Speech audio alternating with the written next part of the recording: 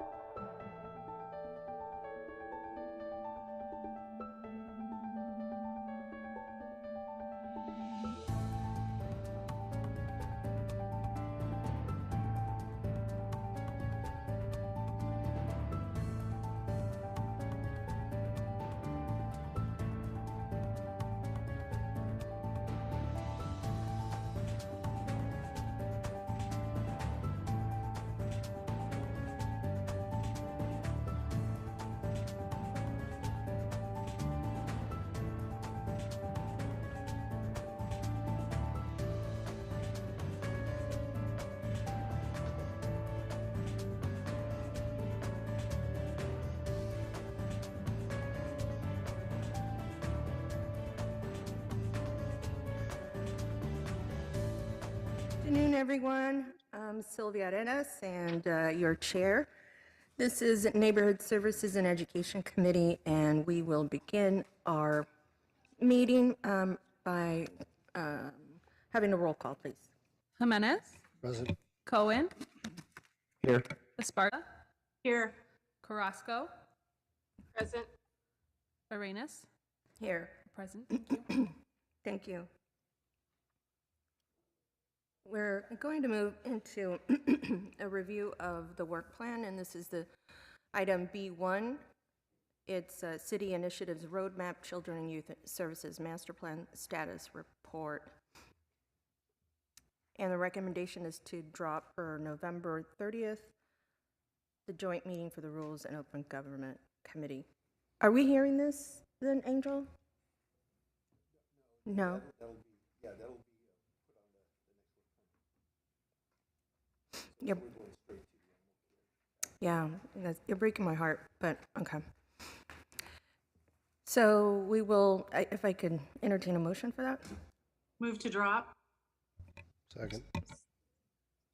Wonderful. Let's get that vote. Jimenez, Yes. Cohen, Aye. Esparza, Yes. Carrasco, Aye. Arenas. Yes. Thank you. All right, so we're moving right along.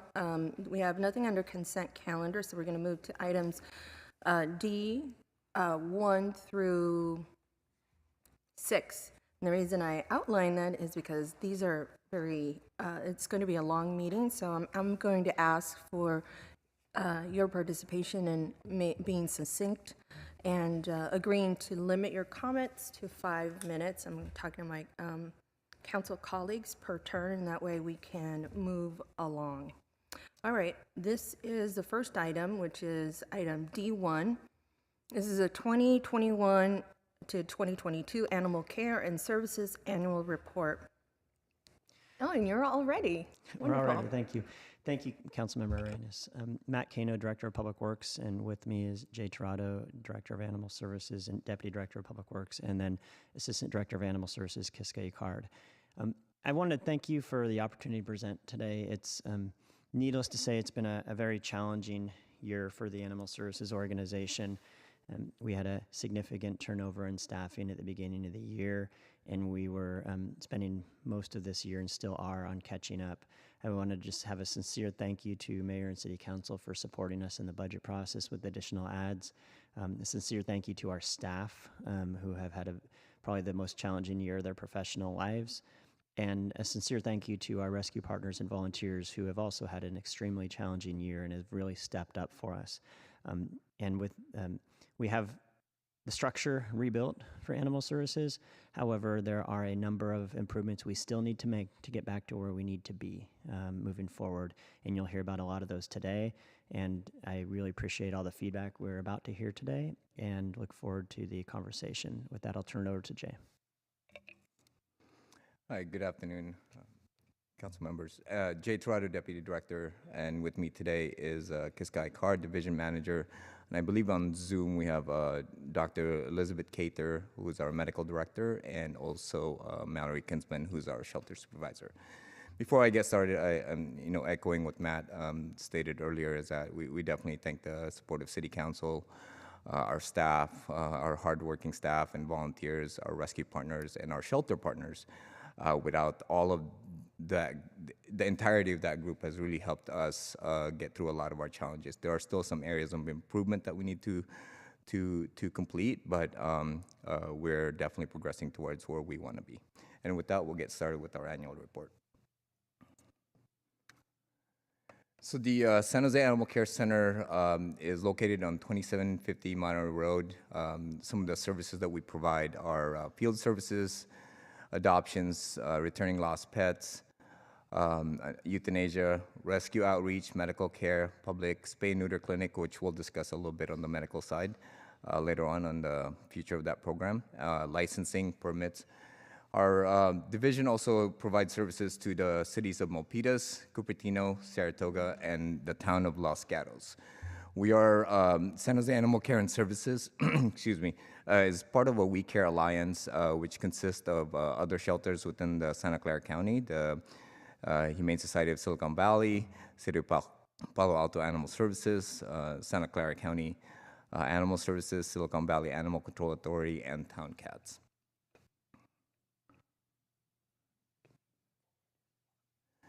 So let me start with our field operations. And so with our field unit, I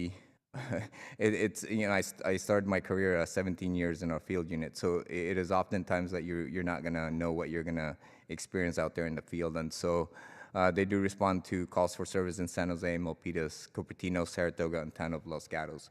Some of the calls that they'll respond to is aggressive animals, injured or sick, stray domestic animals, dead animal pickup, noise complaints, and anything animal related, our team will typically get involved. And the last piece is crimes against animals, which our team will investigate those, whether working with local law enforcement and filing those complaints with the district attorney's office.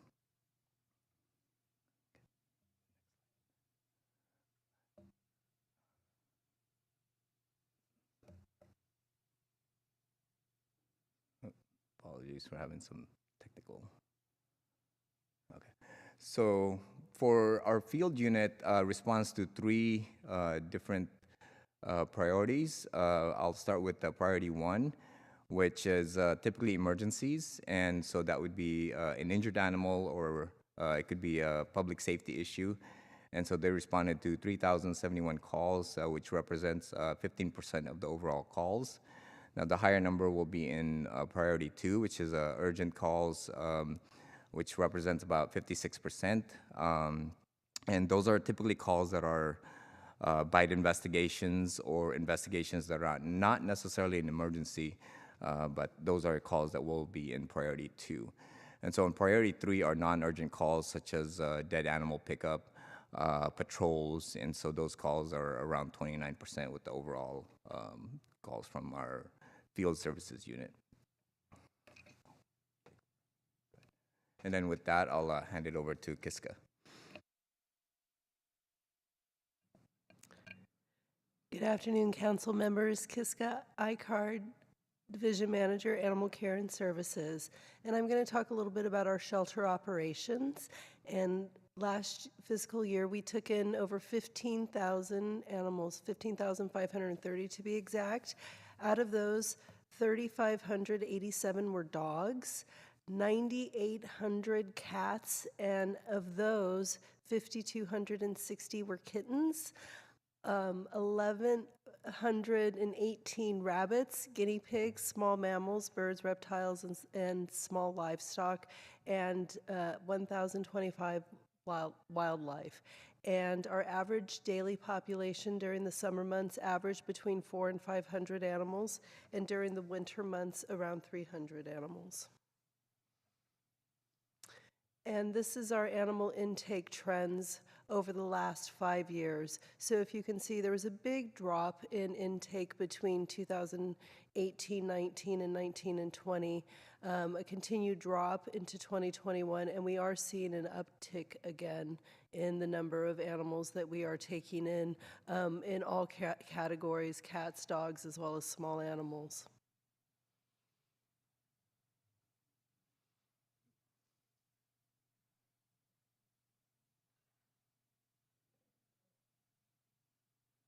And this shows our live release rate for the past 5 years, and our current live release rate, or previous live release rate, was 90% for all of our animals that come into animal care and services. Thank you, Kiska. And on the medical operations side, I'm going to ask Dr. Cater to come in and speak on the medical section. Hi, good afternoon. My name is Dr. Elizabeth Cather. I'm the new medical director. Been there for about 3 months. Excited to join a much larger shelter in scale compared to the county. I'm extremely happy to be a part of this new team that the city has helped get created here. As far as the medical in the shelter, thankfully we are one of the shelters in the country that has a full medical staff on board. This allows us to provide on-site medical treatments, including routine spay-neuter, medicating animals that are in our facility and under our care. We also, because we are an open intake shelter, meaning we take anything from the streets in our jurisdiction, never know what the day will bring. So we see a lot of injured, hit by car, poisoned, sick, neglected animals that we're able to immediately triage and get a treatment on board. We have a full suite of medical supplies and diagnostics, including X-ray, ultrasound, in-house blood work, IV fluid therapy treatments, And we're able to basically at this point, since starting there and getting our medical team built up, do the majority of things that the animals need in-house, from routine surgeries to more complicated emergency procedures, as well as some advanced orthopedics. You can see a little dog Chapo there that got hit by a car, had a severe traumatic brain injury, was pretty unresponsive. Immediate treatment was administered and we gave him the time he needed for his brain to recover, and he was able to go home when his owner came and found that he was at our facility. So he was obviously castrated and reunited. So it's exciting the things that we're able to do there now. Thank you, Dr. Cater. And we're also tentatively planning to resume public spay and neuter, including TNR, January 2023, providing our staffing support is available.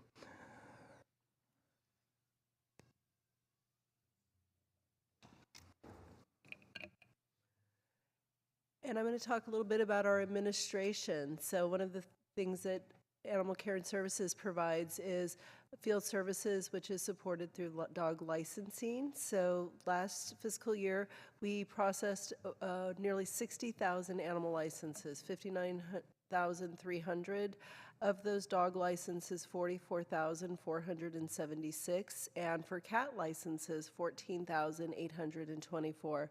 And this generated 1.6 million in revenue for fiscal year 21-22. And people are able to process, get their license renewed or initiated either in person or via web. And that map in the corner is a GIS map that was developed through with Public Works to be able to give us an idea of licensing rates and an ability to be able to target certain communities to be able to increase licensing in the future. Thank you, Kiska. And we definitely value our volunteers, and they help us out with a lot of our operations, especially towards the end of 2020 when we resumed having our volunteers back to help us with the animals that are that were at the shelter that needed to be socialized and walked. So we have approximately over 100 active volunteers. We've had about 3 onboarding sessions recently, and also we're planning to have cat and dog volunteers trained around December 17th. And so we are definitely making a lot of progress in the volunteer program as far as the recruiting. So a lot of our volunteers do help and work side by side with our staff to helping us socialize walking dogs, provide enrichment for the shelter pets and other support for the division, including also medical. And on the marketing side, we're utilizing social media such as Facebook and Instagram to advertise or promote some of the animals that we have at our shelter, in which currently we have 355 animals currently at the shelter that need good homes.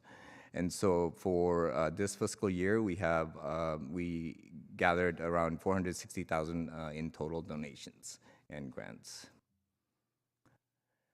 So with the support of Mayor, City Council, and the Budget Office and other departments, we've added, we definitely wanted to address the recruitment and retention challenges that we've had this year at ACS. And so, we added 2 division managers, which is Kiska and Dr. Cater. We also additionally hired a program manager, senior public information representative, and a field operations supervisor. We also increased our contract staff to help out with our kennel and cage cleaning at the shelter because there's a high demand. I think one of the things that we're unfortunately experiencing right now is a high volume of animals, and they're staying longer, unfortunately, at the shelter. And so we definitely need additional staff, including volunteers and contract staff, to help us with cleaning and other services. There were also a pay increase for ACAs and animal health technicians, which work in medical. And there was also an approval for the ACA 2 position, which has allowed us to help vaccinate animals upon intake. Then our medical team will follow up on animals that weren't vaccinated upon intake, which is a big change in our operation. And additionally, one of the changes that we implemented this year is adding the ACS dashboard. This is just a snapshot of it because what this does is there's QR codes attached to each door. And what staff and volunteers will do is scan the QR code similar to the COVID check-in, but it's assigned to that door. And then they will log the services that they're providing, whether it's cleaning, walking, feeding, providing water. And so that has really been helpful because previously they were filling out paper, handwriting, cleaning outside, which is not really efficient. And it was hard for supervisors and managers to really identify which rooms were clean. And so they do physical walkthroughs 3 times a day. And also the supervisors are doing walkthroughs as well to ensure that the items that need to be addressed are addressed and that the task has been completed. And so this has really been extremely helpful. And more recently, we've had a lot of the volunteers use it as well, so that we're also seeing how many dogs are being walked on a daily basis. And so we're definitely thankful of that. And before we end our report, there's been a lot of information and communication recently about, and I just want to touch slightly on some of the items. And one of them was a question about our euthanasia policy. And so, you know, we are part of the We Care Coalition, and our euthanasia policy is in line with that, with the We Care matrix. Additionally, a minimum of 3 times a week, our medical and shelter team meets to discuss animals that either have a medical condition or a behavior concern that deems an animal not to necessarily be adoptable. And so those animals are either put on a needs rescue list, and there's 3 categories: non-urgent, urgent, and final. And recently also we launched a pet compass, which is available to the public or any rescue organization that can see those animals that needs rescue, or just adoptable animals. And so the needs rescue list is really our staff communicating to our partners asking for help. And so animals on the needs rescue are animals that we want to have them leave the shelter. And so some of those animals that are on needs rescue could potentially have medical concerns or behavior concerns. And so what we're asking for is really commitment from partners to pull these animals so that, you know, they're not at risk for euthanasia. Because when it comes to behavior, when you have an animal, a dog that's declining in behavior at a shelter, it is inhumane to keep that dog at a shelter for a long time. The shelter is not a place for animals long term. And so our goal is always to network these animals, get them adopted out or transferred out.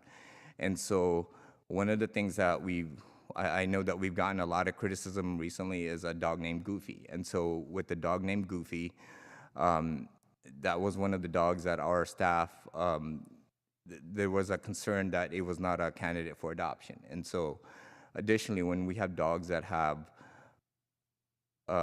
some behavior that we're observing, our concern is either the people that are adopting the dog or the safety to our staff. And so those are always assessments that is being discussed as these medical rounds.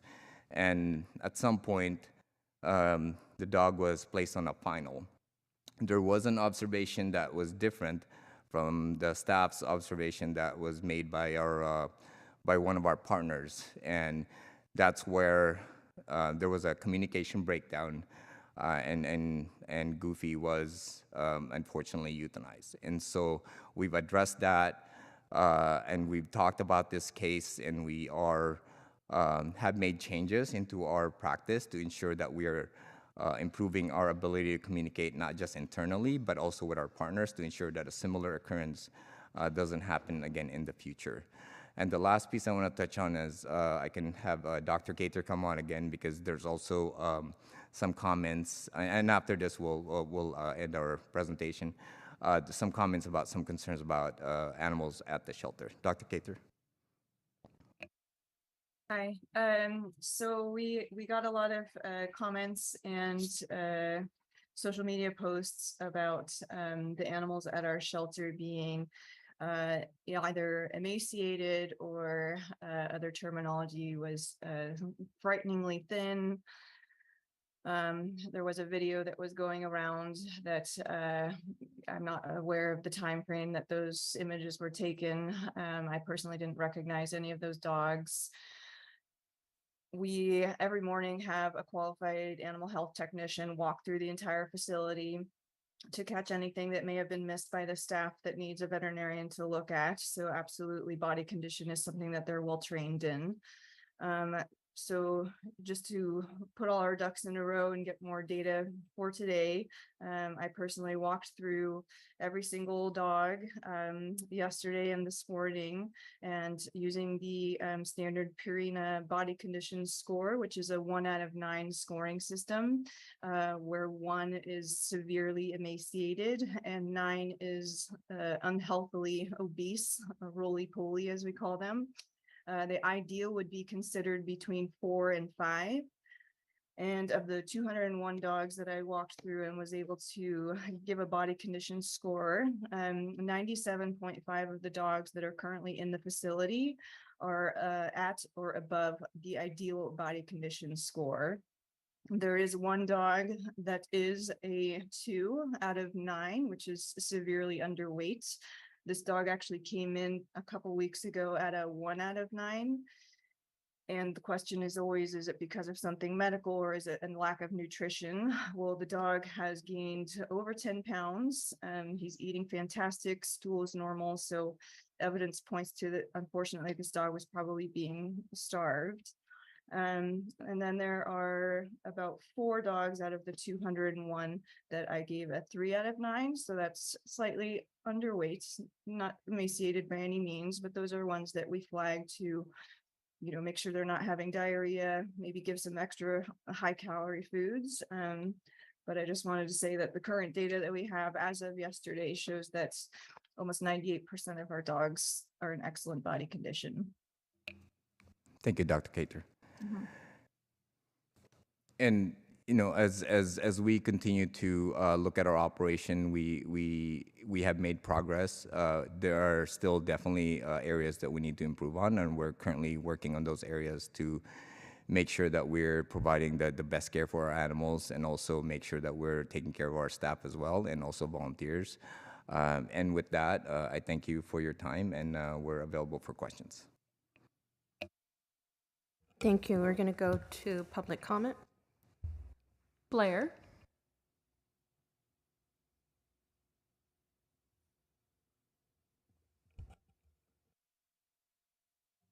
Blair Beekman.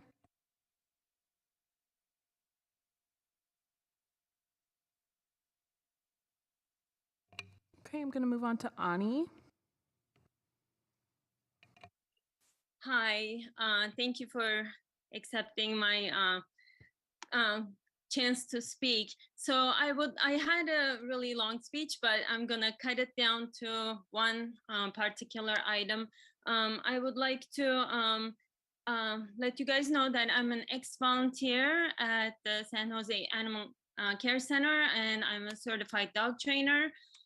Today, I did want to talk about the living conditions, and I am one of the volunteers who submitted the living conditions video of the kennel situation and the pictures of the skinny and I would say some emaciated dogs that I have received from various volunteers, various active volunteers.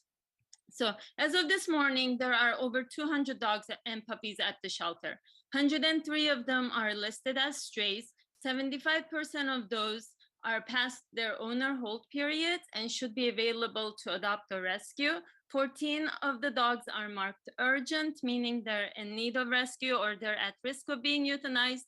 There are 2 dogs currently that are marked final, one with a final date of today, the other one coming up really soon. 4 dogs were euthanized this week for displaying kennel stress. Dogs that pass the behavior and health checks get about 5 to 10 minutes out of their kennels each day. Volunteers regularly walk 60 to 80 dogs per day. The newly implemented Dogs Playing for Life program where every dog should get out every day has only been happening 2 to 3 times a day. Maximum 20 to 25 dogs get out each of those days and that's not every day. The shelter has refused to hire a certified trainer, dog trainer, and a behavior consultant to assist with the enrichment and rehab of the dogs there. When these dogs arrive at the shelter, many of them wait in their kennels for weeks. Caller ending in 1324.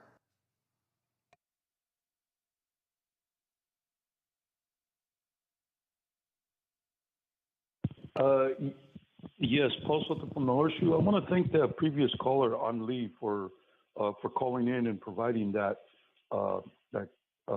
statistical information.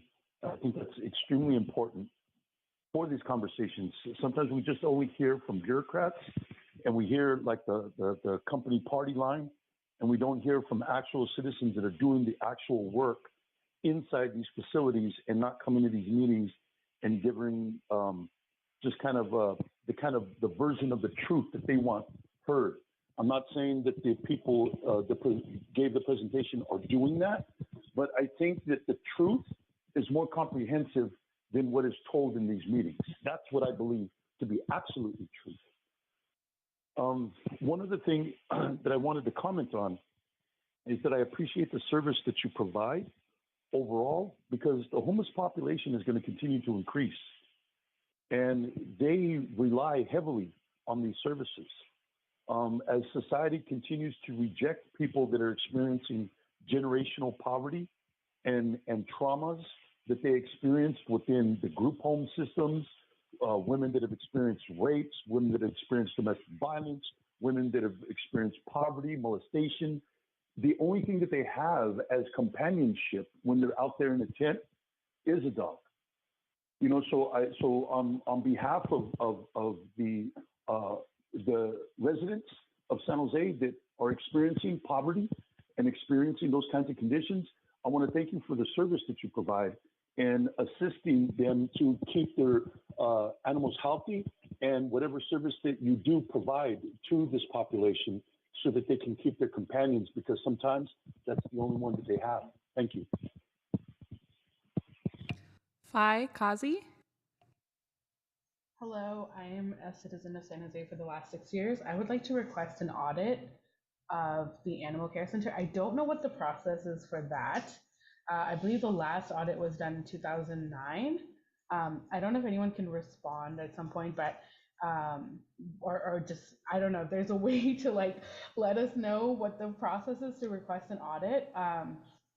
That would be great, because I think 13 years is a really long time for us not having an audit. So that's all I'd like to say. Thank you. Ryan.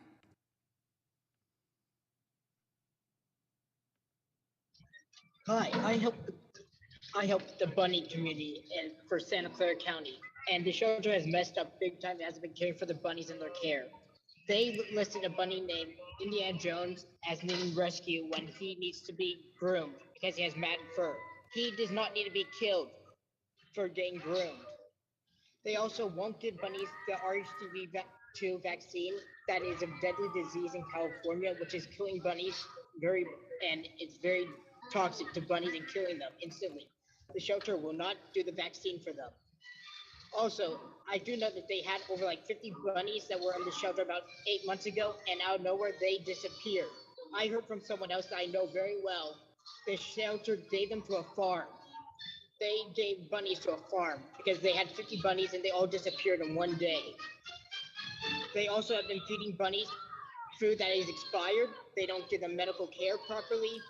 They ignore them. They won't let volunteers touch or pet the bunnies. I personally was a volunteer, and I had to leave because they would not let any volunteers give them attention, pet them.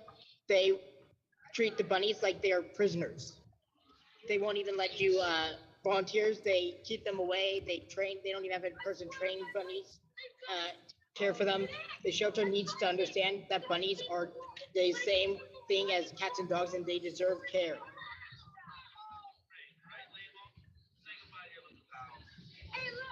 Rebecca. Hello, I just wanted to ask the representatives from Animal Care and Services if they expect to maintain the no-kill rating of 90% plus the set of save rate, sorry, given the recent higher euthanasia rate. Thank you. Liz? Hi, can you hear me? Yes. Hi, thank you. Hi, this is Liz Holtz. I am a TNR trapper and foster for rescue. One of the things that I'd like to point out, and I agree, I think there should be an audit, because one of the things that I am seeing in the numbers that does not get reflected is the amount of time that the shelter has been closed to intake through 2018, 2019, obviously 2020 and 2021 and even 2022. Throughout those times, it was very common throughout the summer of 2018 and 2019 for the shelter to be open to taking animals for 1 week out of each month and then closed for taking any kind of feral kittens, anything in.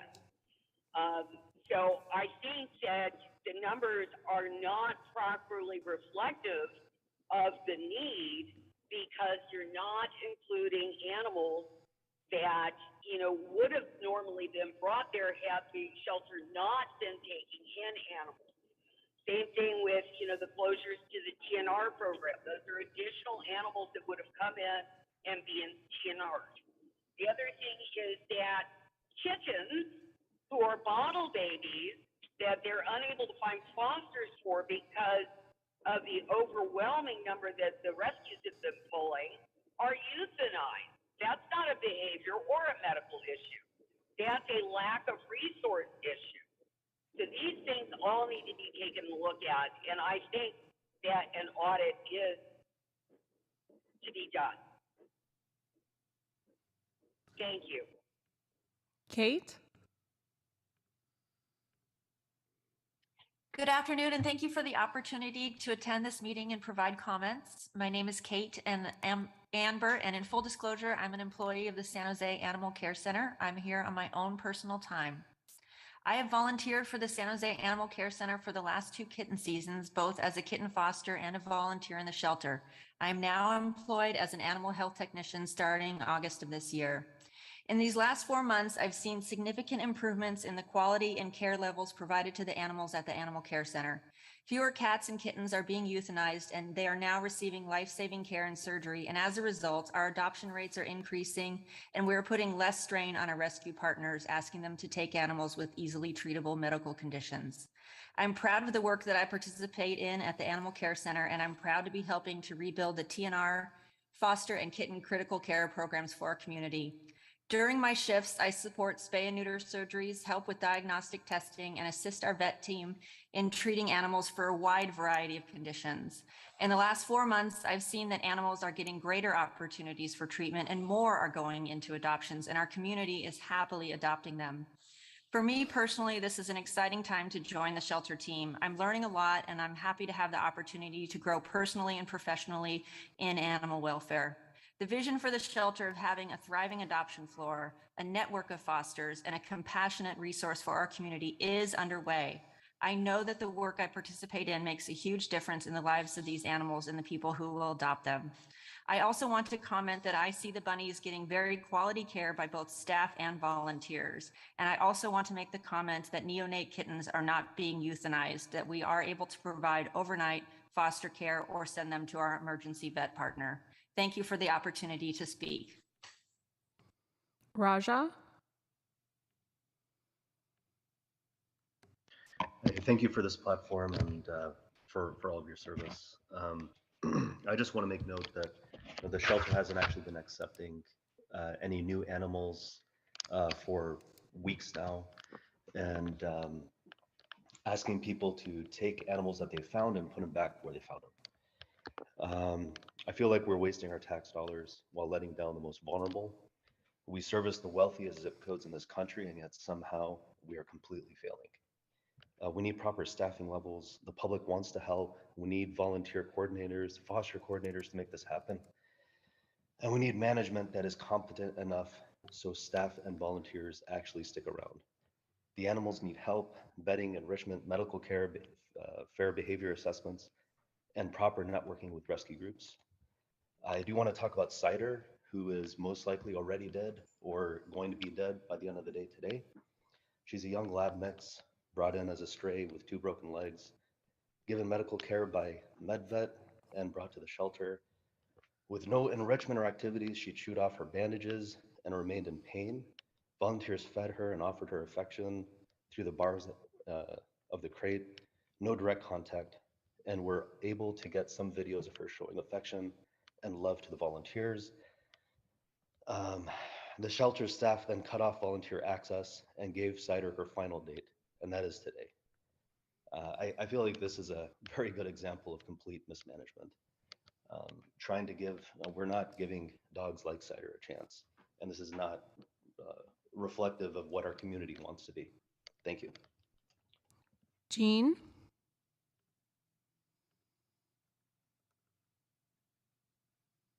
Hello, my name is Jean Dresden, and I am serving on the shelter's rescue working group.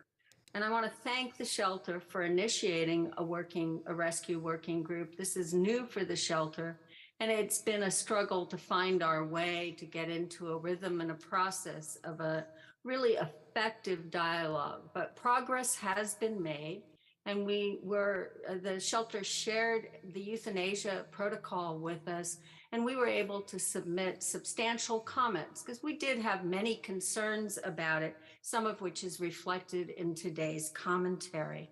And we thank the shelter for the increase in transparency, or I thank them, and I think others do too. I want to thank the shelter for some of the creative solutions we've seen in trying to increase spay and neuter in the absence of having an onboard vet, using 1099 contracts, outside vendors, issuing grants to rescue organizations. I am concerned, however, about the difference between behavior management done by volunteers with certain kinds of training and with our shelter staff. And that's a bad disconnect. And the fact that then these animals are cut off from contact. It's no surprise that they decay with kennel stress. I'm concerned that the timing of the increase of animals that were put on the euthanasia list or on the final list, so that it appears that the year-end numbers will be adjusted and drop below the 90 number, but not as of this date. And finally, I'm also concerned that we're not addressing some of the outside factors in housing where corporations are changing the numbers so people can't keep their animals because the deposits have doubled and tripled. Sue? Sukanda?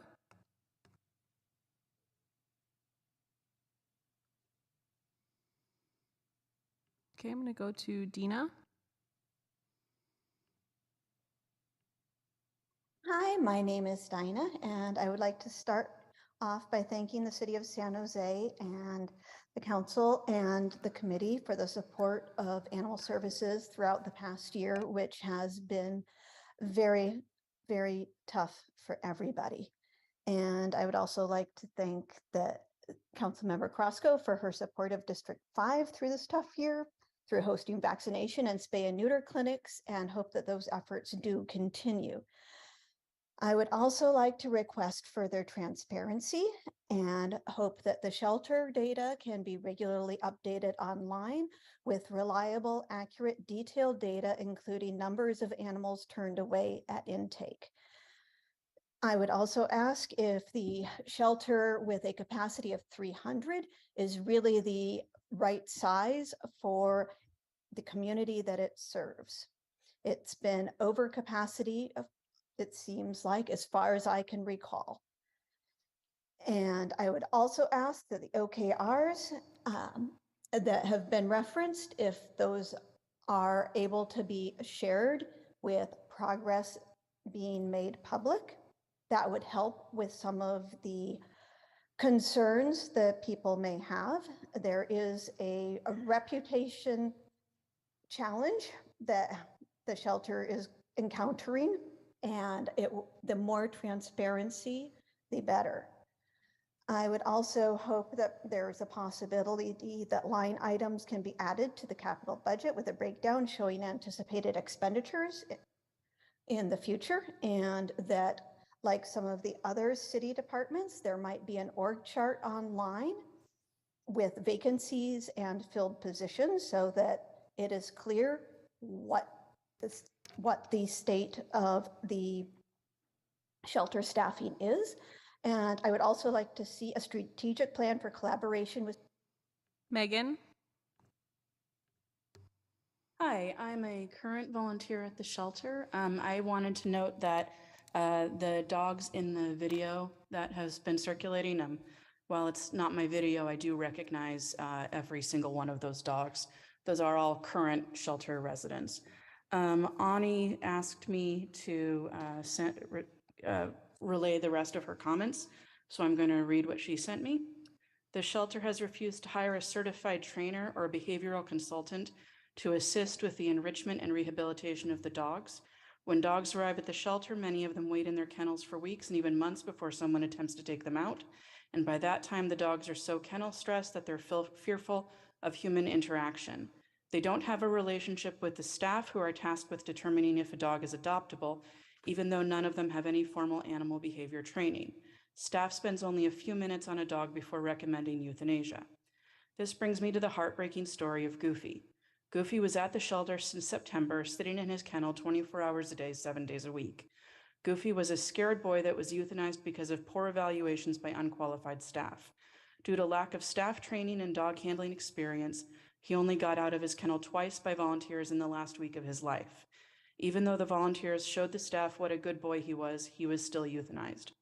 Goofy's video with volunteers has been submitted to the members. Goofy deserved better, as do many of the other dogs. Ani also would like to know the qualifications and certifications held by the rescue coordinators who are currently evaluating the animals. And finally, my own question, I believe it was mentioned that when animals are moved to the needs rescue list, that is a sign that they are being considered for euthanasia, and I'm wondering if rescues are actively notified of that at the time that they're moved to the list, or if the shelter expects rescues to regularly check the shelter's list of dogs. Thank you. Eve? Hello, can you hear me? Yes. Hi there. I have adopted 2 dogs from the care center over the past several years, both with severe behavioral issues. I took on these dogs because I have the time and the resources to be able to invest in their rehabilitation. Not everyone has those things, and I just really would like to strongly suggest to the council that there be funds allotted for more behavioralists and dog trainers at the shelter. Without knowledge, these are dogs that would be candidates for euthanasia. And that's such an unfortunate thing that could be remedied. I just wanted to also make a comment that having someone do more media outreach with pictures and videos would highly increase the amount of dogs, cats, bunnies, etc., that are able to be adopted, not just locally, but in a broader area. Additionally, the cost of spay and neuter is very outrageous. I have another dog that I have taken on as a foster, and I personally, out of pocket, have spent over $600 just to have her spayed. And that's because there's no low-cost spay and neuter options. Again, I'm able to do this for these animals in our community, but not everyone can. I just would like to see more funds allotted for all of the San Jose residents to be able to have their dogs spayed and neutered, so we don't continually have so many dogs turned back over to the shelter that are found as strays. And lastly, more funds for the trap, neuter, and release program. That is a wonderful program that should be highlighted and talked about more. Thank you. Steve? Hello, can you hear me okay? Yes. Thank you so much. I've been a pet owner for forever, 20 years, and we just did our first rescue of a dog that we found off the street. And it happened to be on a week that I was off work, and I did as much as I could, posting flyers, going online to all the websites. I got a lot of help from next door neighbors and joined a club, and I hope to get involved with volunteering at some point. My concern right now is that when I tried to I work full time or time and a half, and I don't have the time to be able to drive the pet around to each shelter to post them. And right now, the system's really inadequate where wherever the pet's found is where they expect you to register it. Most agencies ask that you take it in so they can take a picture and report, and that's not really sufficient with the way we have to work in society. So my suggestion is, or my request is that if you can take all of your 8 shelters that work together, I think there's 6, and create a uniform system where people in the public can actually log into the system and post the pictures and information themselves without requiring them to come in, which would save your staff a ton of time and allow the potential family that owns him to be able to recover him. Otherwise, having such a disconnected system really takes away from the opportunity of someone who may have lost their dog and the dog moved over jurisdiction lines and now is not posted within their own jurisdiction to be able to be found is very difficult. And a lot of people don't have the means of the electronics to be able to go online and look at the other sites that are private. So they only go to their local shelter. So if you guys could address that, that would be fantastic. And I'd love to help if I can. Thank you guys for what you do. Appreciate it. Rachel? Hi. First of all, I want to say thank you to Dr. Cather and all of the vet staff at the shelter. I just wanted to say that, like, basically, we already know how hard the veterinarians and veterinary staff work at the shelters, and I think that we should be doing a lot more to support them, because at the end of the day, no one who's there really wants negative things to be happening to the animals, and it's a very stressful and hard environment for the animals and for people, and that's why we have such high turnover.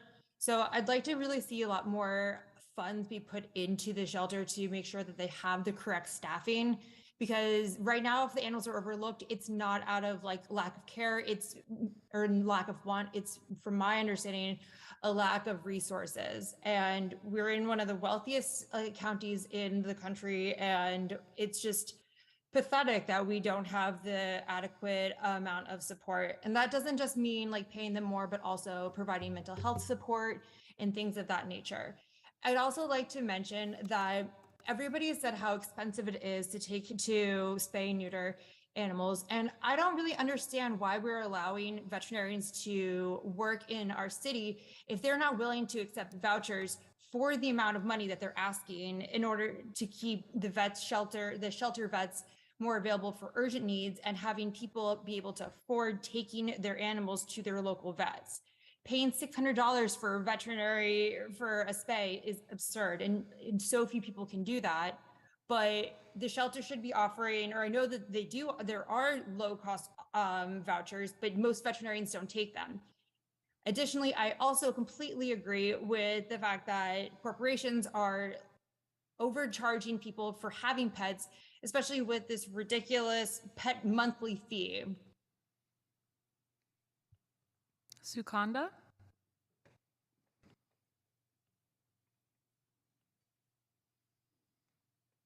Hello?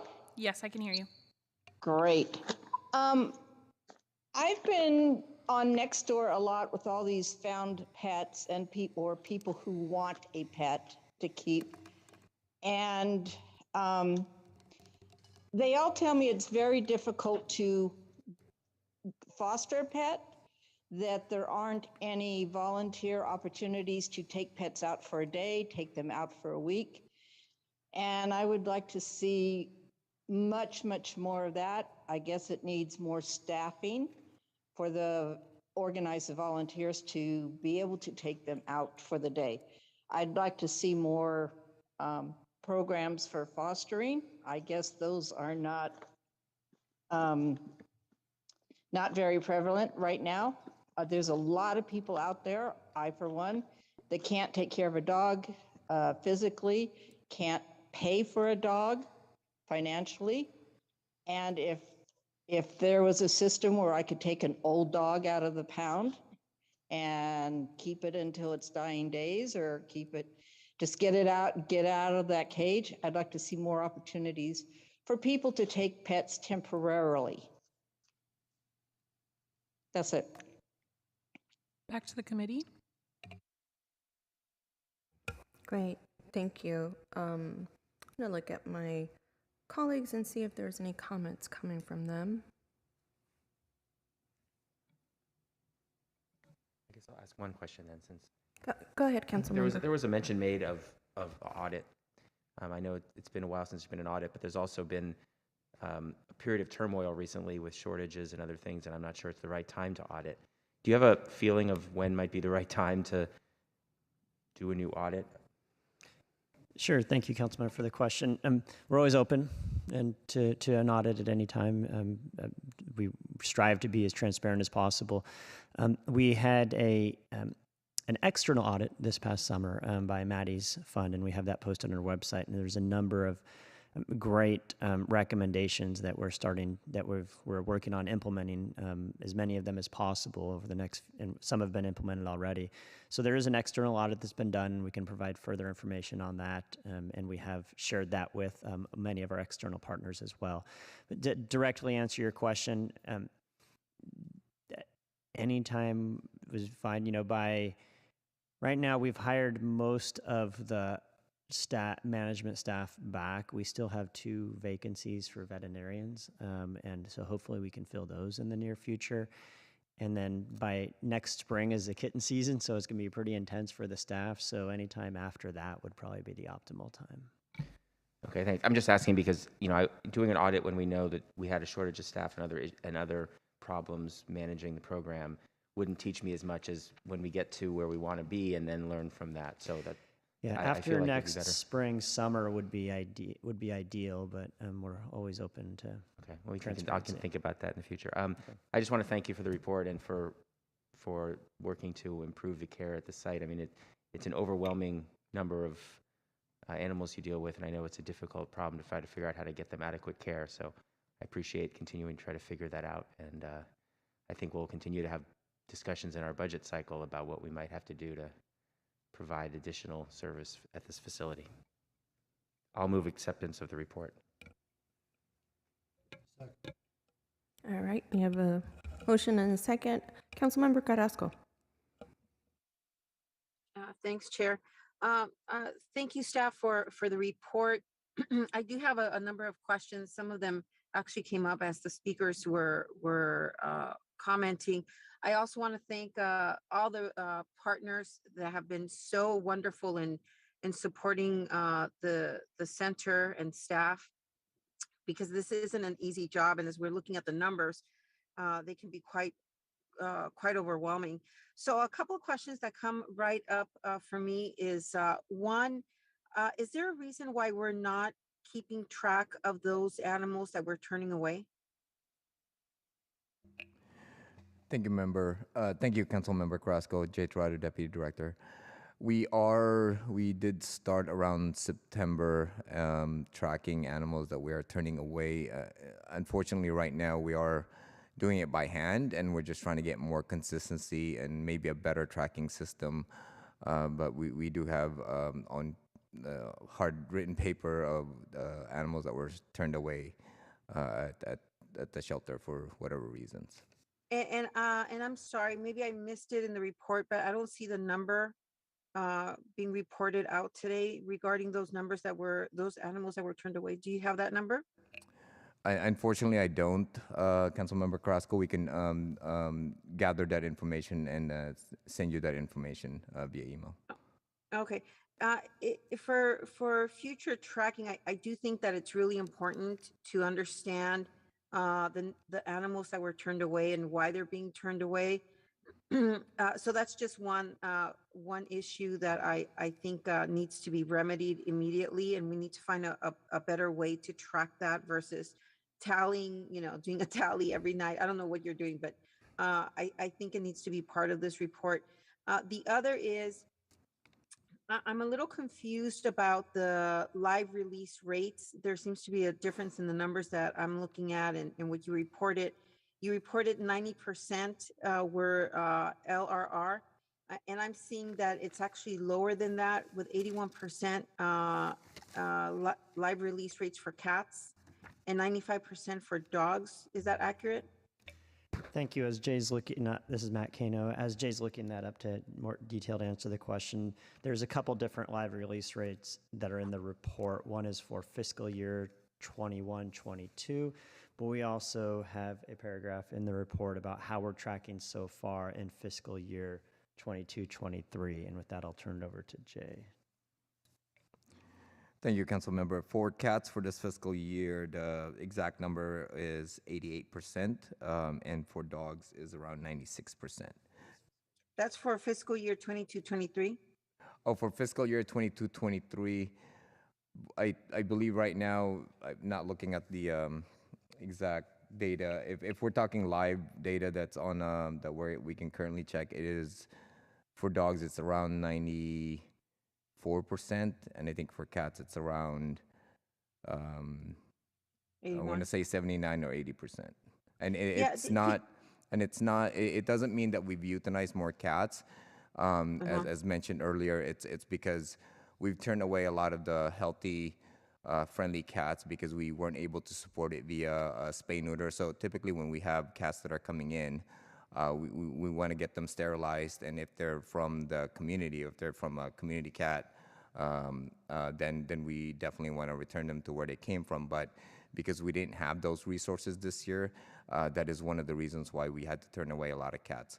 So when I did an initial analysis, we're finding out that yes, it is right now currently for this fiscal year around 79%, but that's missing when compared to last year, approximately 3,151 cats that would have possibly gotten a live outcome, which would have increased our live release. And so when I punched in those numbers from last year that we got and from previous years, if the numbers are similar, it would have been around 91% right now if we had those cats. But unfortunately, we were turning them away because we didn't have those spay-neuter surgeries. And so our ability to send animals, more specifically for cats, to rescues and other shelter partners went down significantly, unfortunately, because we didn't have those resources.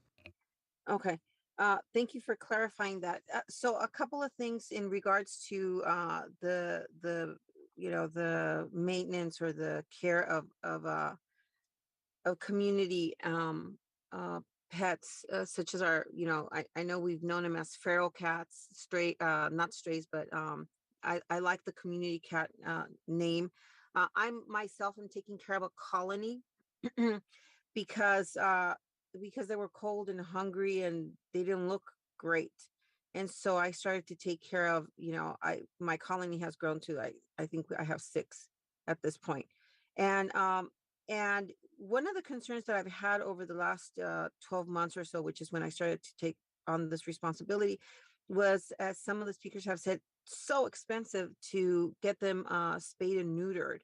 And I just want to make sure that we're on track to start that program in its full glory, in order to be able to control the reproduction of these animals, and then which leads afterwards to it leads to an unhealthy colony. It leads to very unpleasant end results. I don't want to see these animals euthanized, but I can see how circumstances will lead to that.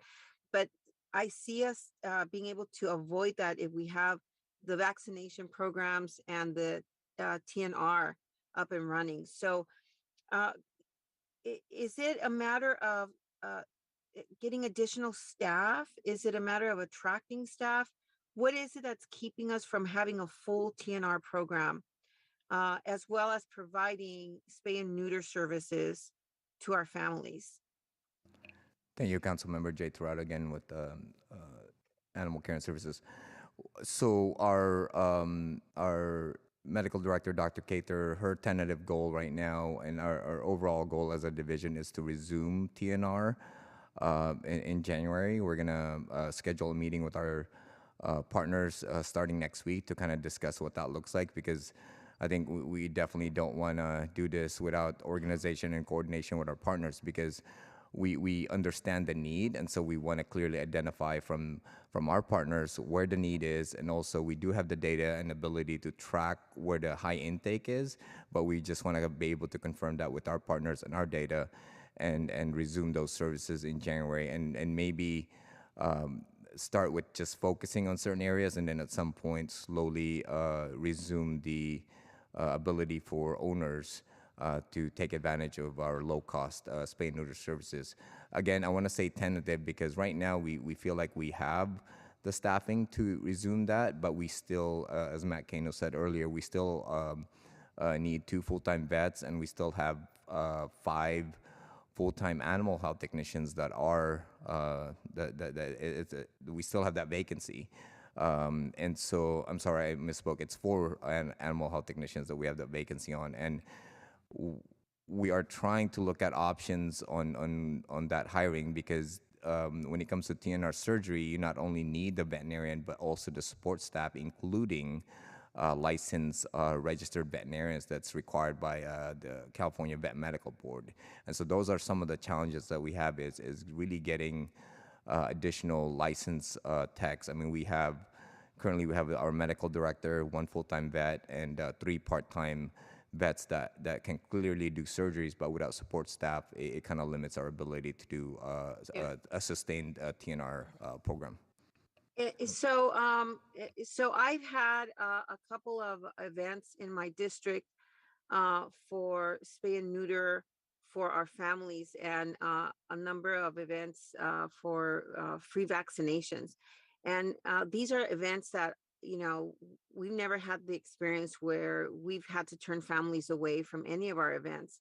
But it just speaks to the need that we have here in the city of San Jose, especially in lower income communities where spaying and neutering and vaccinations are very expensive. I've paid a good hefty amount as well. So have we started to think about how we partner with external organizations while we gear up and while we build capacity? So thank you for the question. So one of our plans that we've already implemented this year is to partner up with several organizations that are able to contract with us when it comes to surgeries with cats and including dogs. And we've actually utilized it because we've had a situation where we've had to foster animals for adoption and have those owners schedule their time with some of these contract partners so that they can get surgery. And so that is ultimately one of our goals, is to resume not just DNR and a low-cost spay and neuter, but previously, before COVID, we did have a program called Vets for Healthy Pets, which low income or anyone that needed assistance, whether it's vaccination, surgery, or some minor procedures, that they would come to our shelter, and that was in partnership with the Humane Society of Silicon Valley, that they would come to our shelter and those animals would be evaluated. They would be given resources, vaccinations, and scheduled surgery. And we utilize some donated funds to help with those costs. But that is a program that I haven't forgotten, because I know the importance of that. And once we kind of get going with our medical program, that is one of the programs that I've already mentioned to our team that I want to resume. And so I haven't forgotten about the program, but right now we're just not at that state yet. Okay, so I'm going to wrap up because Chair is texting me and she's threatening me. But I'm really very concerned about I'll tell you one of the motivators for me to take care of these cats outside of my house. I was very concerned and actually afraid that there would be a neighbor that was very bothered by them. And would actually harm them in some way or another. I've heard these horrible stories, and I just can't envision that happening in my neighborhood. So that's why I've taken that responsibility. And so again, we've done about 200 vaccinations at every event that we've done.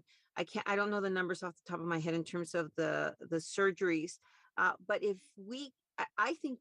you can't staff up, soon enough, and I can understand that that takes a while, pursuing these relationships and partnerships and making sure that these clinics are available in the different districts, especially in the low income communities like D5, D3, D7.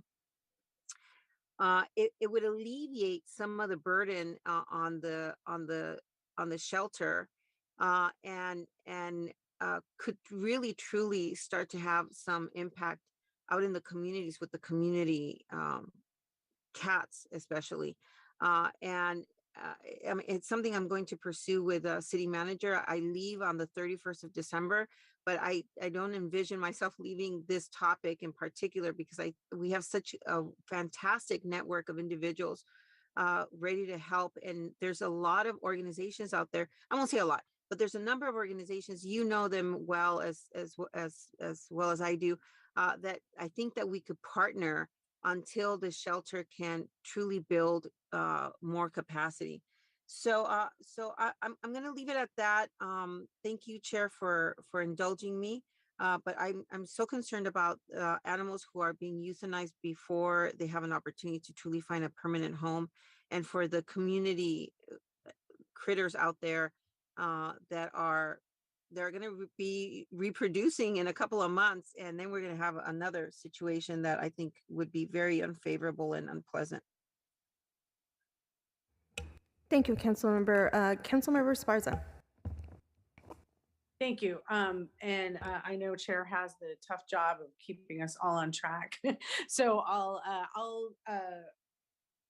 I'll be quick and I'll put my questions out there to start with. So first, I really want to thank everyone. I want to thank our city staff, our amazing volunteers and partners. This past year has been incredibly hard, and then following COVID, it's been a tremendous challenge, and we've only gotten through it through just the amazing dedication of everyone. And I just wanted to acknowledge the hard work that our staff, partners, and volunteers have put in. My questions are, I wanted to follow up, actually, I was thinking along the same lines as Councilmember Carrasco. So number one, first question is, we made some changes to make our positions more attractive, but we still have 1 out of 2 full-time veterinarian positions filled, part-time vet filled, but only 1 out of the 5 animal health technician positions have been filled. I see that we've done our med tech contracts and all of that, but what is our staffing plan, and how are we relying on partners? How are they able to get vets, and what are the barriers there? And my second question is, so I think you answered it, so I wanted to confirm it. Are we going to restart our feral cat program in January? Is that what I heard? Those are my 2 questions. Thanks. Thanks. This is Matt Kano. I'll take the first shot at the first question. So I wanted to clarify something I said earlier. I said we had 2 full-time vet vacancies. You are actually correct, Councilmember. We have 1 budgeted vet full-time vacancy, but we do have another overstrength position that we've put forward to temporarily to try and attract another veterinarian. So that's why I said that we have 2 vacancies that we're currently recruiting for. So we are having a lot of internal conversations. We're reposting. The good news is that we did get more applications than we'd ever gotten after the last salary adjustment, which included a signing bonus. We had multiple applications, not a lot, but multiple, which is way more than we had in the past. We had a few offers that were made where vets declined, and for various reasons. However, and we did have 1 new full-time vet accept, which is great. So we're having a lot of internal discussions. We're talking to HR and employee relations as well. We're reposting it on various different professional websites. We're talking to everybody we can. We're talking to our partner agencies to see if there's any vet recruitments that they've done for staff that we can outreach to for staff they haven't hired. And so we're really, really pushing there on the vet salaries. It does look like, though, that our salary is very competitive now compared to where it used to be. On animal health technicians, the past couple weeks, even and as early as even yesterday, we're having discussions with the HR department about any changes that we can make. There was a salary adjustment earlier this year for animal health technicians. We have been able to hire a number of part-time animal health technicians, which is great. And so we're able to fill a lot of hours for our animal health technicians. But for some reason, we've been unable to hire more than one full-time animal health tech. So we are having some discussions about the class specs right now and seeing if there's anything we can do to change anything to increase the hiring. And so conversations are going on as we speak on that. And I'll turn it over to Jay for the other question. Thank you, Councilmember Cross. As far as that's all right, it's been a long afternoon. So to answer your question, yes, we are tentatively planning on January to resume our TNR program, working with our partners community and our data that we can capture to resume those services. We've definitely heard it all year, not just from the community, but also from our partners on the extreme need to resume that program. And so we're really gonna work hard to get that going again, because when the busy season starts again, we definitely want to reduce the number of animals that are coming in, especially on the kitten side. And so that is our goal, is to get that started. Okay, thank you. Yeah, those discrepancies are pretty major, and I think that I'm happy to hear that starts in January. And then I'll leave with a comment, and that comment is, we've had a lot of talk about bonds. Unfortunately, we weren't able to do a parks bond this year. And, animal care is, it's in that sort of interesting space. We did bonds for Measure T, and then, we've looked at parks bonds, but one of the things that we should add to our work plan is how we can include animal care in the next bond that we do, so that we can really invest in the type of infrastructure that that these facilities need. That's it for me. Thank you, Chair. Thank you, Councilmember. I'm going to just ask a couple of questions, and we can take some of the answers offline if we find ourselves in a longer conversation. We have 5 other items, and it's almost 3 o'clock, so we are going to try to move forward. But my question is about the responsibility for residents who find dogs. At this point, from what I understand, is that if somebody finds a dog, they are responsible for taking it to a vet within 72 hours to continue to provide treatment and monitor the dog. And if the owner doesn't come and try to look for the dog, it is now their dog. Is that what we're asking our residents to do when Thank you, we have a stray dog? Thank you for the question, Councilmember. So because of the number of dogs at our facility right now, there are certain things that we ask, especially if a dog is friendly and healthy. And so if it's a stray dog, the direction to the staff has always been, if they're bringing it into the shelter, they'll scan it. If there's a microchip, then we'll follow up with the owner. But if they're interested in keeping the dog, then within 30 days, the ownership becomes theirs. But if there's any medical concerns that they have, then and when they communicate that with the staff, or if the staff sees it, then there's 2 options. They can either take on that responsibility, or we can take on that responsibility as well. So those are just options that are given. And I know that there's been comments about being animals turned away.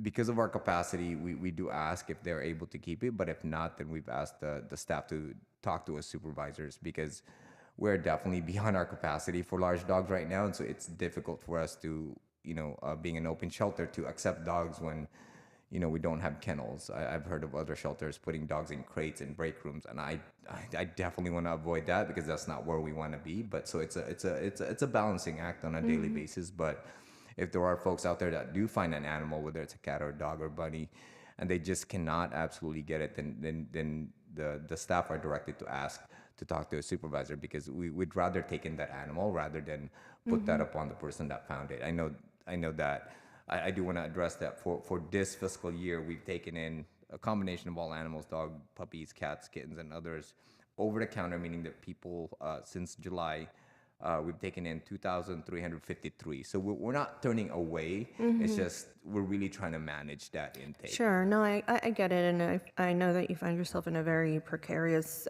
situation, wanting to provide care, respectful care, and then managing your own resources and intake. The one of the reasons that I bring this up is because this actually happened to somebody on my team, and obviously they are very kind-hearted and compassionate, but they weren't given the option of not keeping the dog. They were given, that was the only option that they had, that they were given. And so what I worry about is what is the message that we are sending to working families or families that are just have hardships? You know, fortunately, this particular person is a dog lover at heart, and so they took the dog, but it's a forced ownership, and you just find yourself strangely adopting a dog that you didn't ever intend to. So I just worry about the kind of messaging that we're providing when folks are bringing stray dogs in. Thank you, Councilman. Let me address something to your point here, and I agree with everything Jay said, but I also I understand what you're saying as well. One of the challenges we've had the past several months is we've hired, 40, 50, 60, some odd new staff members for that, a lot of part-time, some full-time at the Animal Care Center. And we've had, and training is something that's been very important, and training and consistency. And so that's something we're getting better at every day. And so I'm sure there's been the instances where the message we maybe want to send from a leadership standpoint to the community possibly hasn't been sent because we haven't supported our staff enough through training. And so that's just because everything was so chaotic, and that is something that Kiska and Jay and the team are taking a leadership role in, to really make sure that our staff, it's our job as leaders in the organization to provide our staff the training and resources to do their job, and that's part of what we're really focusing on to get more consistency. So I'll stop there. I know I really appreciate that, that you're taking on that responsibility, and I would just say let's look at what we post. Let's look at what we say to our residents as they come in. I just don't want folks to be discouraged from bringing in any strays, right? Because the gossip runs like wildfire, and soon enough they'll be saying to each other, residents will be saying to each other, you shouldn't take that dog in because you're going to end up having to adopt it. Councilmember, if I may add, we've had discussions about maybe just so that the message is clear, maybe as a team and working with our public information officer, and essentially having a handout, right, that we approve as far as the messaging, because then staff is not having to interpret what we're intending. And so maybe if we approve a certain messaging that, hey, you found a dog, now what? Or you found a cat, now what? Yeah. And so I've had those initial discussions with our team. And so once but we'll, because this has come up now, that I definitely want to get us going to make that happen, especially with our current challenges. So I think that would probably help clarify some of these complicated situations that not just the community are experiencing, but also our team. So it's just, if we hand them out, then it's an easier conversation. So thank you for that. Wonderful. And then I just hope that the feedback that you heard today, and I know that Angel has this commitment of taking back some of what we heard today to the Shelter Rescue Working Group. And I believe those are some of your key partners that you convene every so often. And so I really hope that this goes back there, and that the folks who called in feel heard, and also participating because they're part of the answer, right? There are volunteers and residents who just love and advocate for dogs and cats and bunnies and whatnot. So thank you so much for the presentation. Thank you for answering all the questions and doing this very difficult work while not having all of the resources. And we completely understand what a difficult situation you're in. So thank you for doing so much with so little. All right, so we have a motion on the floor. Jimenez, Yes. Cohen, Aye. Esparza, Yes. Carrasco, Aye. Arenas. Aye. Thank you. Wonderful. So that leads us back to item number 2. And I'm going to remind my colleagues that we have 5 items left.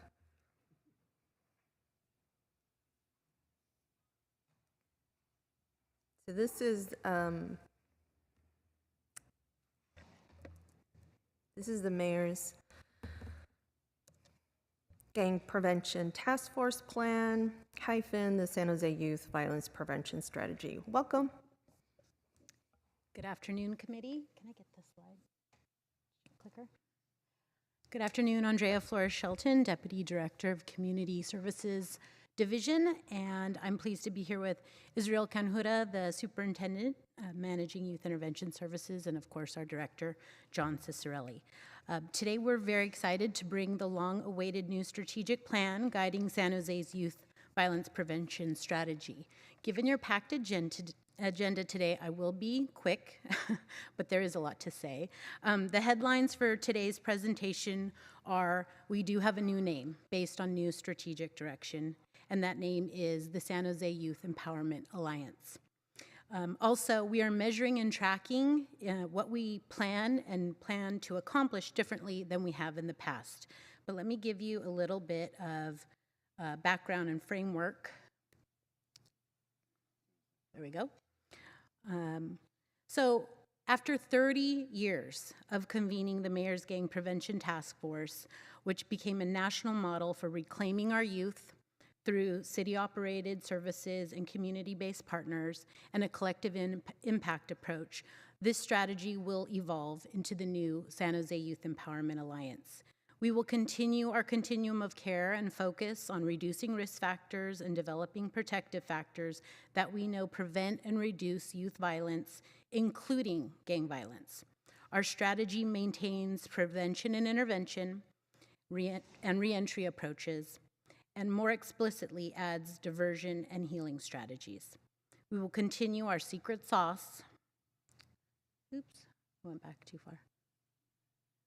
This isn't working. We will continue our secret sauce and work to improve our relationships between government and community and among new and diverse partners. Over the course of these many years, we've been guided by community, partners, and science. These are some of the publications and frameworks that are leading us into a new era where we remain committed to preventing and reducing gang violence, as well as other forms of youth violence. We know that when we focus on root causes of violence, as well as shared risk factors across multiple forms of youth violence, we can prevent and reduce teen dating violence, which can lead to future adult intimate partner violence. And we know that school violence and bullying are connected. And we know that when we are intentional about our investments in neighborhoods with histories of institutional racism and trauma, we can also positively impact youth violence. The new strategic plan and our results that we plan to accomplish cut across several of the initiatives that the city and our partners are currently committed to. I won't talk about these 4 initiatives. I think you're all very familiar with them, but I want to point out that we've been very intentional in working with them, and we think that some of the objectives and key results that you see cut across these many initiatives. Here, this slide describes the multitude of activities and strategies through the various ways that young people live and what influences their behaviors, both positively and negatively. It's important that we not only maintain individual level services and work in schools and neighborhoods most affected by violence, but that we simultaneously work at the policy and systems change levels. The new plan and results will be identified across these areas. This slide just tells you a little bit more about who we serve in the context of the city as a whole. And here's some data that tells you where we've been over the course of these many years. I'd like to jump into how we've arrived at this plan today. And as you know, we historically do a lot of community engagement, and this plan was no different. In the development of this plan, we engaged community members through 32 listening sessions, and you can see we work with new partners, new providers, and we're really grateful to our partnership with the Project Hope neighborhoods, and you can see we've got multi-ethnic groups that we also worked with. Through those listening sessions, we compiled themes by both adults and youth, and you can see some are similar and some are different. And even though the subject matter in the community meetings and focus groups was centered around youth violence, these were the critical areas to our community members. And you can see basic needs, the cost of living in San Jose, all things that are root causes of youth violence, as well as downstream issues. So that's how we arrived at our new plan, and this is a very wordy snapshot of of how we're showing our 4 strategic objectives and the outcomes at the program and community level that we want for our young people in our city. So you'll see, again, as I mentioned, we're still committed to a prevention strategy and intervention strategy. We've added diversion, we continue reentry, and we've added a healing strategy. What we've all been through, whether it was the pandemic or through the summer of 2020, we know that we must include a healing, very intentional healing component, and one that focuses on the trauma-informed practices that really the Gang Prevention Task Force was pioneering before it was sort of a notable practice. But we really want to ensure that we understand that race, place, and history matters. So that's a really strong added component to this.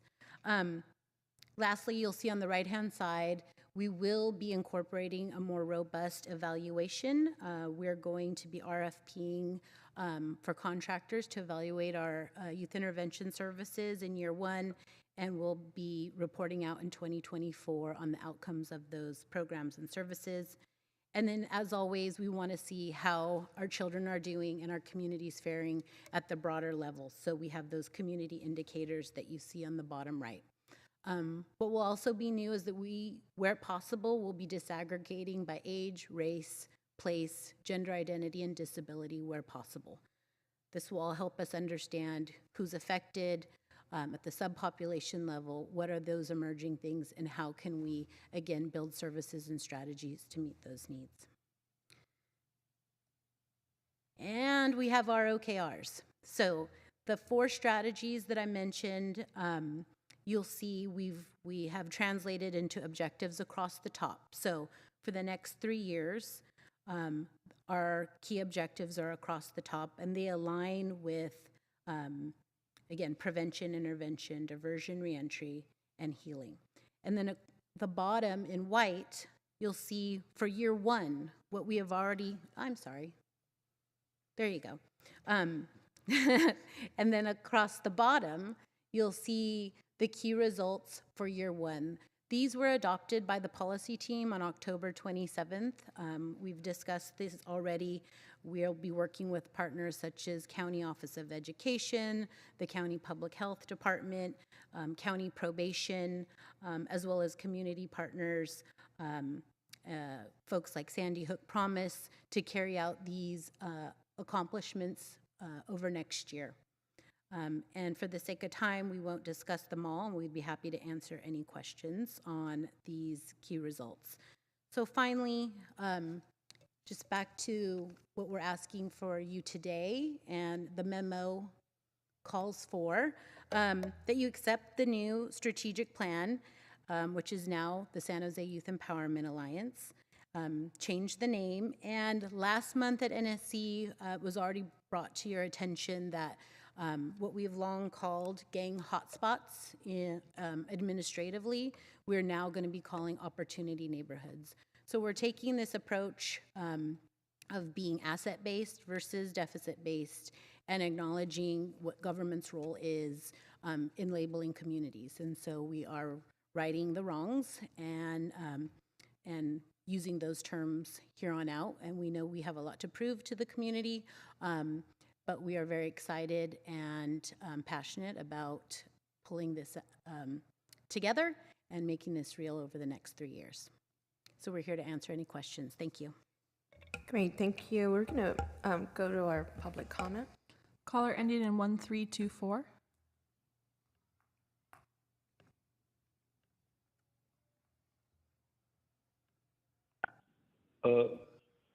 Yes, Paul Soto from the Horseshoe. I would consider myself an expert on gangs, considering that my father was a Jackson King. For those of you that aren't in the know, find out what a Jackson King is. He grew up with the Black Berets. And then I went into the prison system. I grew up with Nuestra Familia and Norteños. I grew up in the Horseshoe. So I know a little bit about gangs. And for this city to accept this document from John Cicerelli, let me quote one of the statements that he made in his memo. Gang violence was plaguing neighborhoods and young people of color were killing each other. This is what he said, and Angel Rios signed off on this. Okay, it's so disgusting, I can't even continue with it. Okay, these are barrios that were in redlined areas, okay, and it was because they grew up in these redlined areas in this oppression, the police brutality. Why don't we talk about the police brutality that happened in these barrios? To where these gangs and these groups of people, these groups of Chicanos felt like they had to band together. And that all the social and economic conditions and deprivations that they were experiencing because of this redlining and because of that marginalization and discrimination, that their behavior was symptomatic. That it's not the primary, it is symptomatic of a larger societal problem. And I'm talking about the societal problem that exists here in San Jose. So you know absolutely nothing about gangs. You know absolutely nothing about gang membership. I'm an expert. Okay? And what you're doing right now is you're continually, like politely, like you're looking at us in the face and you're mocking us and you're smiling at us while you're still demonizing and vilifying the Chicanos and the Mexicanos and all others that have lived in these barrios. I mean, you guys just need to stop, man. This is a disgusting memo. I want it rewritten. Blair. Hi, Blair Beekman here. Thanks a lot for this item. I come from the other side of where Paul comes from on this issue. I come from more of a place of privilege and what could be called the west side of San Jose. So my thinking on this matter is, for instance, I like the name change. I think it's a good start. And interestingly, it's words, abbreviated words, yay, is a word that's kind of an interesting word in East Asian culture that I think is trying to respect East Asian culture. And at the same time, the concept of youth empowerment. What the mayor talked about a few months ago, it's an aspirational idea. And what we're not doing with youth empowerment ideas so well now, the reason for its name is so we can aspire to that goal. And if people, young people, and people like Paul are upset, I think the reason for the name change and what its name is so we can take the steps to get to that more important place of listening and understanding. And that's the point of its name, I think. And it's all a step process. If we want to take the steps to get to that new plane of thinking, that transformational place, we have to put in the time and energy to want to get there and to tell our officials that and to show them and to give them examples. And that's the idea of progress. And we just have to continuously do that good work and they'll listen. Our city government will listen. They'll hear us. It's just a matter we got to learn how to do that together or individually, and that builds what could be a good step here that we're trying to work on. Thanks for this efforts on this item. Alan? Good afternoon, everyone, and thank you for this opportunity to provide public comment. My name is Alan Guig, he, him, and I serve as the Policy and Advocacy Associate with the Silicon Valley Council of Nonprofits. Today, I'm speaking on behalf of SVCN and in coordination and alignment with many of the other BEST providers who may or may not be able to tune in for public comment today. First off, we would like to thank you for giving BEST a seat at the table in the strategic planning process. We really appreciate all the hard work being put into this, including that of the planning committee, staff, and the consultant that worked on this.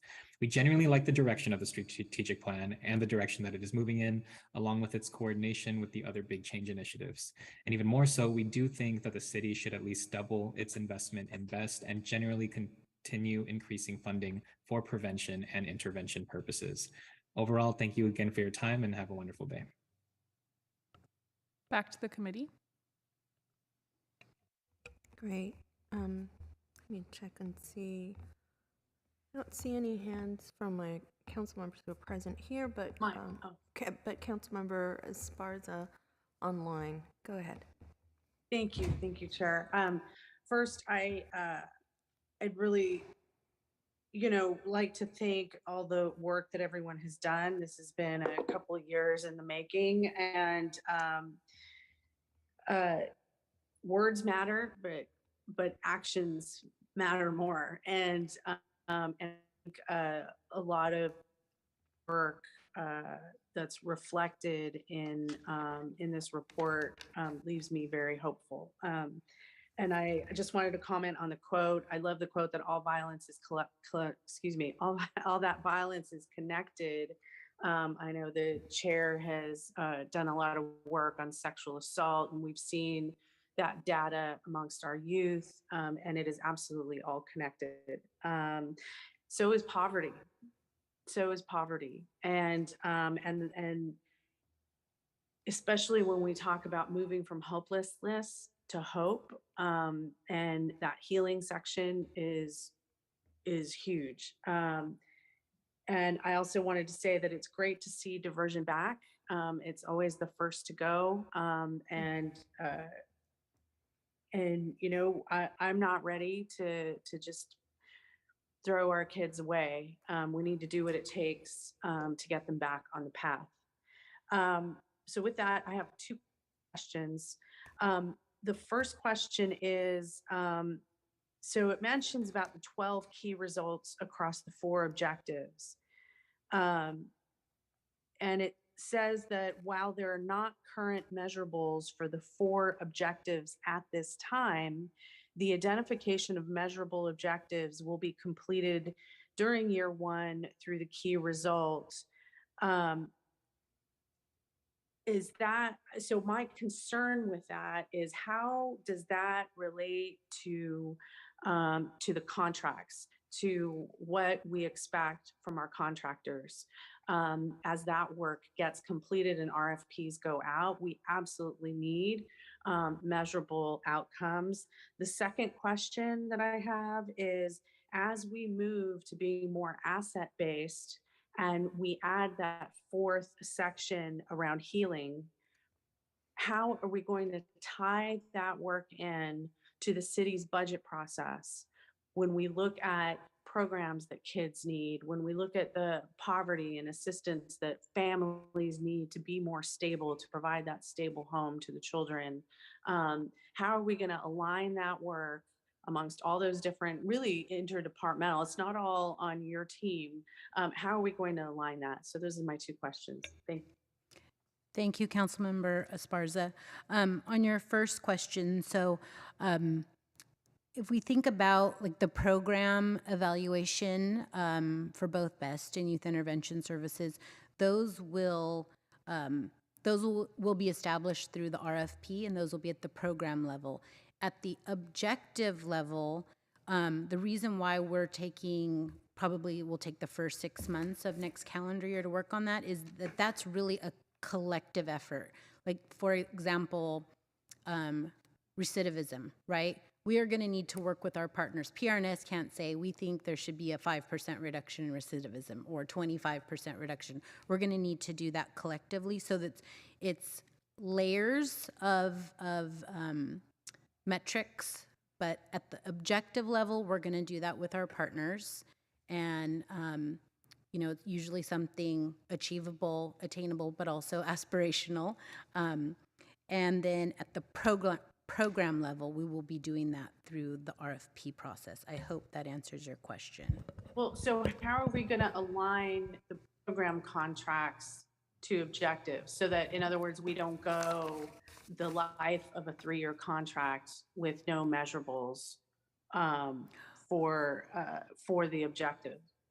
Right, and I'm sorry. So through the best RFQ that will be released, and through sort of the best accountability staffing that you were very helpful in obtaining for us, you know, we'll be working with the schools, the providers, in identifying those goals that we absolutely will be putting into that RFQ and the final contracts with them. So I can.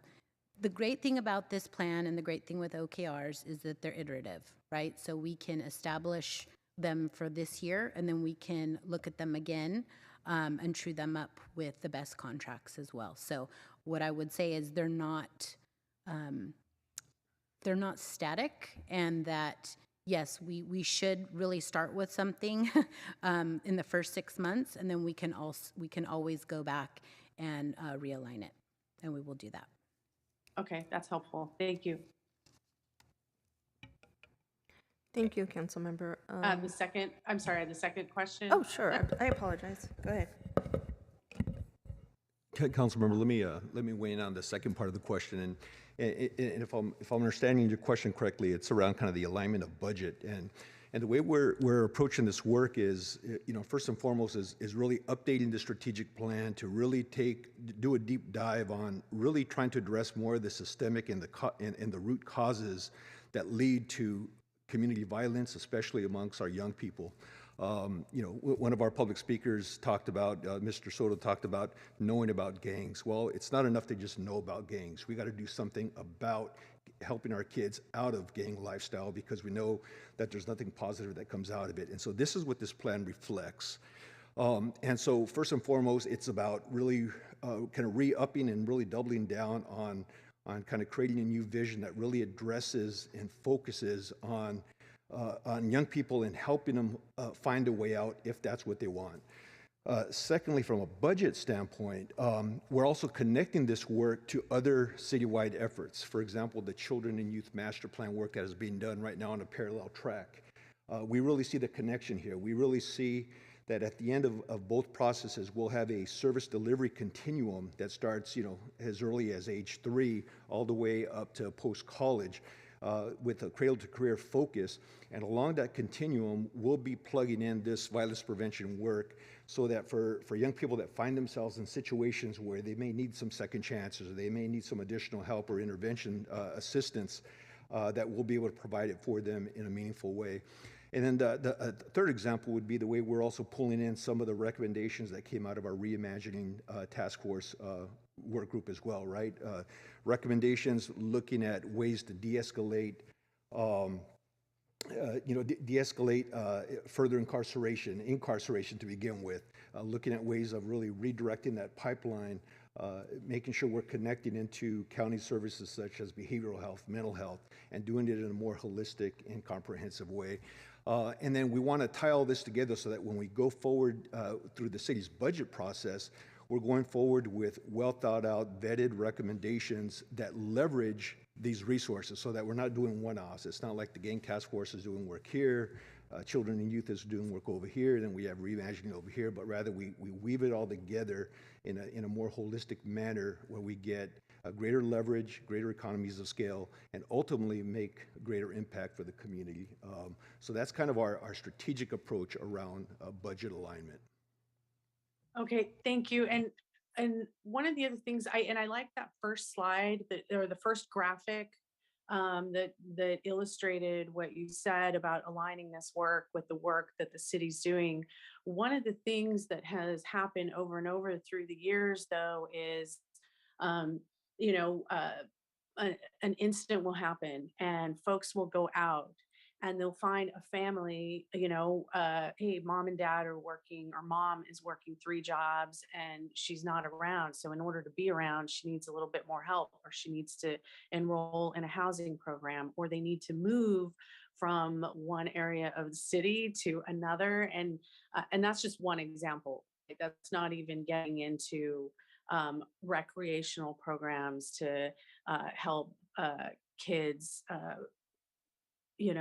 to allow that mentoring time that's so needed, or alternatives to some of the other things that kids are doing.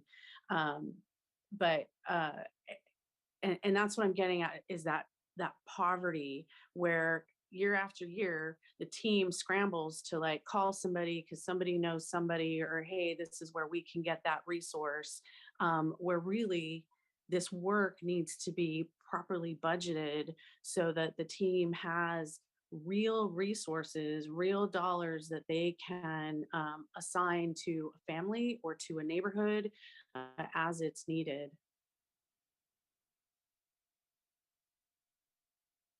Yeah, that is correct. And one of the things that, if you take a look at these documents, one of the things that we're adding, especially in the work of Children and Youth Master Plan, is a whole strategy around access to economic equity or economic opportunity.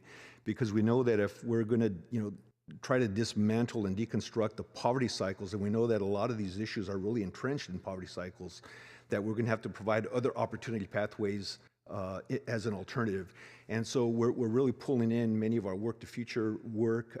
We've been reaching out to the corporate sector because, as many of us know, Silicon Valley may as well be 2,000 miles away for some of our young people, because that's how distant it is in terms of their current reality. And so our goal is to try to really work with community, starting with inside the city in terms of better interdepartment coordination, work with our community stakeholders, and together create these opportunity pathways that address these different poverty issues, such as the examples you just gave. And again, we know it's not an easy task, and we know that it's an expensive proposition as well.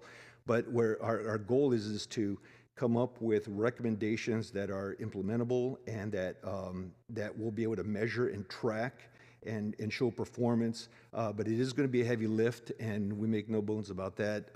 But we think it's the right thing to do. And we also know that this isn't the only part of the solution. It's part of a greater puzzle, right? When it comes down to really trying to lift others in our community up. But this is one part of the bigger puzzle. Thank you. And lastly, I'll leave with this is, if times get hard, these, opportunity neighborhoods need to be the last areas that we cut as a city, so that we don't repeat the mistakes of the past. Because then what happens is you have Councilmember Carrasco coming in and advocating for, to bring back a program in her district in a very high need community to help her kids. You have Councilmember Arenas, who fights tooth and nail for Welch Park, and I, work to reopen Fair. And guess what? Those are some of the busiest places citywide where those kids and families need it the most. And so as we, in the future, we really need to shift our thinking. So if anything happens in the future, these need to be the areas that we do not cut, because there are real life consequences that these families in our neighborhoods are going to pay to losing resources. That's it for me. And I'll move to accept the report. Thank you. And do I have a second? Second. Wonderful. So we have a motion and a second. I'm going to look to see if any of my colleagues want to speak, and seeing that there isn't any. Madam Chair, just a quick point of order. Sorry, John Cicerelli here. Can we ask that you also cross-references to the City Council on January 24th, please? I'll include that. We in my forgot to motion. put that in the report. So, I'll include referring it to January 24th. thank you. And is that okay with the seconder? Yes. Wonderful. All right. So then we're going to move on to my questions, unless my colleagues have any of their own. I was thinking about what Councilmember Esparza was talking about when she was speaking, and I thought about how are we also lining up, because she talked about the best funded agencies and how we were going to align outcomes with those folks. You provided that answer, but how are we also aligning our objectives and our outcomes with some of the programs that are already well established in the county system? So thank you for that, Councilmember Arenas. So through that kind of top line objective, right, whether it's increasing protective factors on the prevention end, reducing risk factors, improving diversion, we would be doing that collectively with our partners, right? Because we have our programs, they have their programs, they have their community-based programs, right? So that's why we didn't put in a metric, because we didn't, again, we as the city, and we didn't have time, frankly, I'm sorry, with our community, county partners to dive into that. But we need to do that together. Mhm. And so that they're bringing, again, sort of that rolling up to us, so we can, what is it, 10%? What is it, 20%? So Mhm. it's going to be sort of a top line that we Mhm. will be coming up with together, and be sort of, again, holding ourselves accountable to. That would be wonderful if we could specifically call out, as the county really only invests in intervention. Unfortunately, those are the dollars that they get, right, when things go wrong. Reentry, Right. diversion. But this is all once things have gone down the wrong path, is what I'm saying. It's not prevention dollars.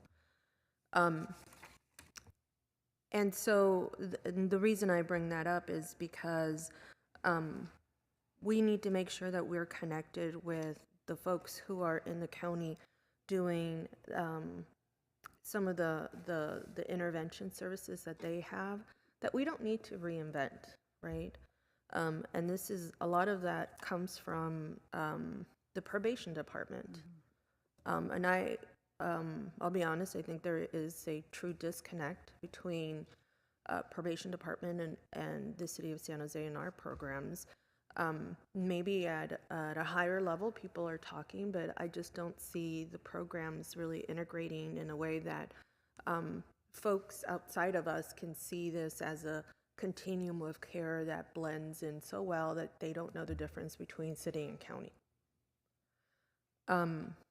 So I just like to point that piece out and offer to be supportive on the county side, and listen, next month we'll be serving you differently. I'll be serving you differently, and so I really hope that what we're doing here is also translates over to the county side in a way that it is most helpful. But I know the Youth and Child Master Plan is going to is attempting to answer and address a lot of these social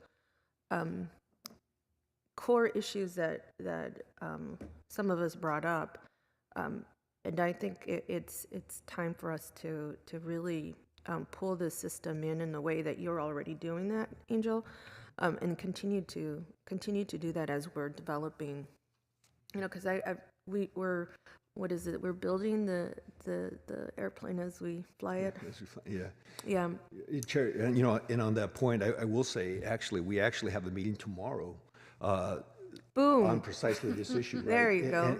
And this is a meeting with many of the the department heads over at the county. Yeah. And all centered around how we align this strategic plan, Children and Youth Master Plan, all centered around how do we better build that system that serves our children and families. And so I'm sure it's going to be, I'm sure it's going to be one of many more meetings that we're going to need, because to your point, I think there's a lot of informal relationships, but we really need to formalize them more strategically and codify those more. Yeah, and I think, I mean, you know, the way I feel about you is just a lot of respect for you, Angel. I admire what you're doing in hopes of deconstructing this poverty pipeline that unfortunately past policy has created, especially for people of color.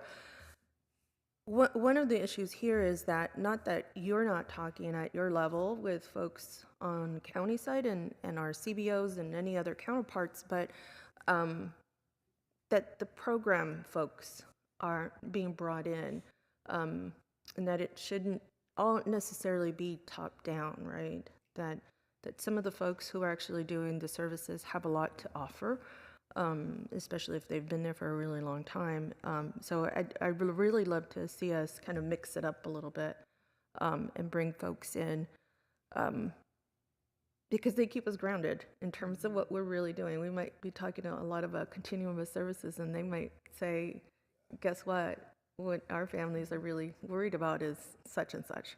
So anyways, that's my feedback. I really appreciate what you're doing. I know this is not, this is just one of many iterations of this plan, and I know this is going to be looking very different, I hope, because it's going to be a lot more comprehensive, and it's going to reflect a lot of our partners' feedback and the roles that they play in making sure that they support our youth in a way that is going to ultimately heal.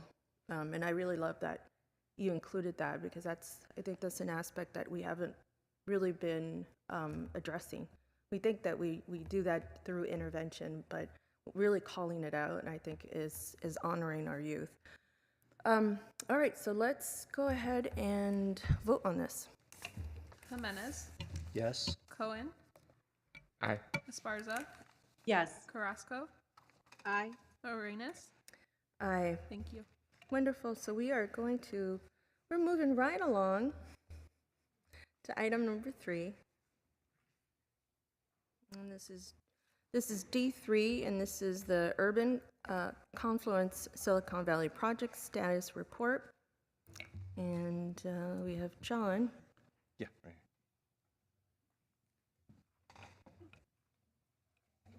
Welcome.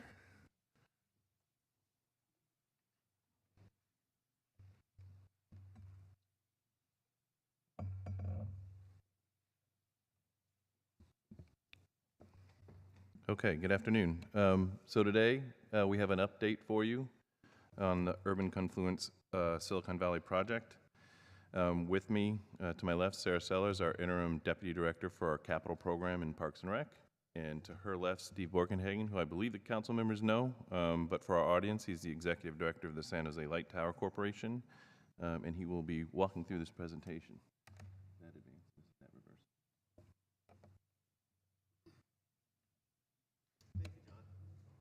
Oh, sorry, Steve. Push that. There you go. Thank you. And thanks for having me today to give you a quick update. As you know, we've been at this for almost 5 years, working on Breeze of Innovation, which was the winner of our competition a couple of years ago, which council unanimously approved to allow us to work on at Arena Green. Breeze of Innovation symbolizes people coming together, working together, standing together.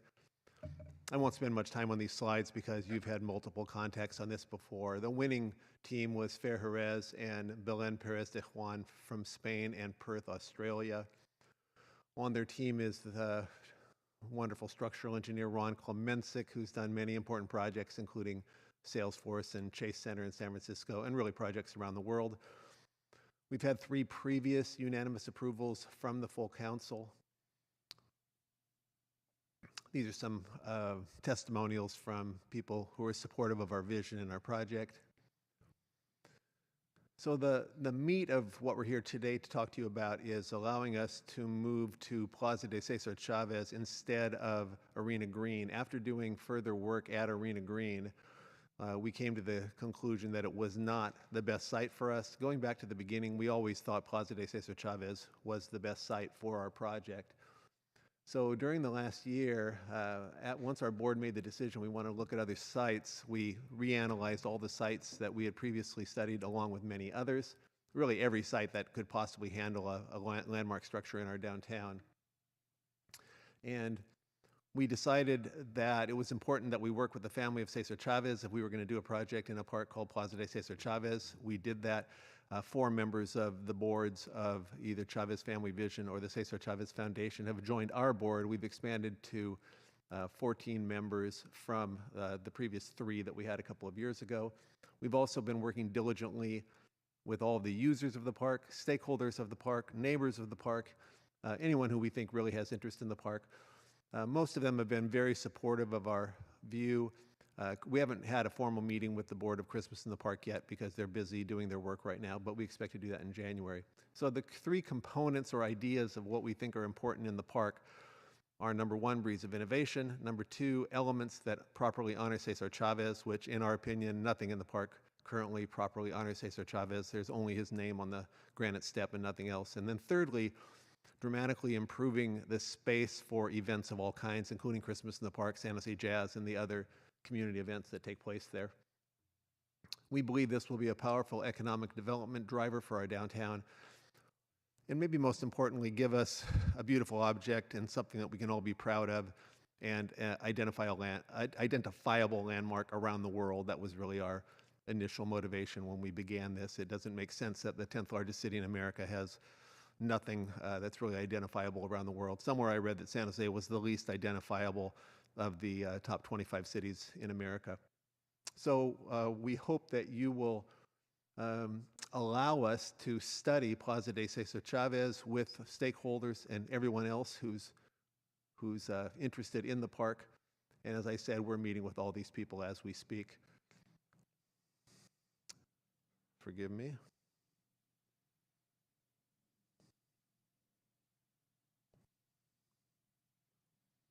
So our hope for next steps are to obtain the formal approval of the entire council to explore placing breeds at Plaza de Cesar Chavez, continue to meet with community stakeholders, and then work into a really formal public outreach process and try to take this, what I would consider to be a mediocre park currently, and really turn it into something spectacular for all the reasons I talked about previously. Happy to answer any questions. Thank you. Thank you. We're going to go to the public comment.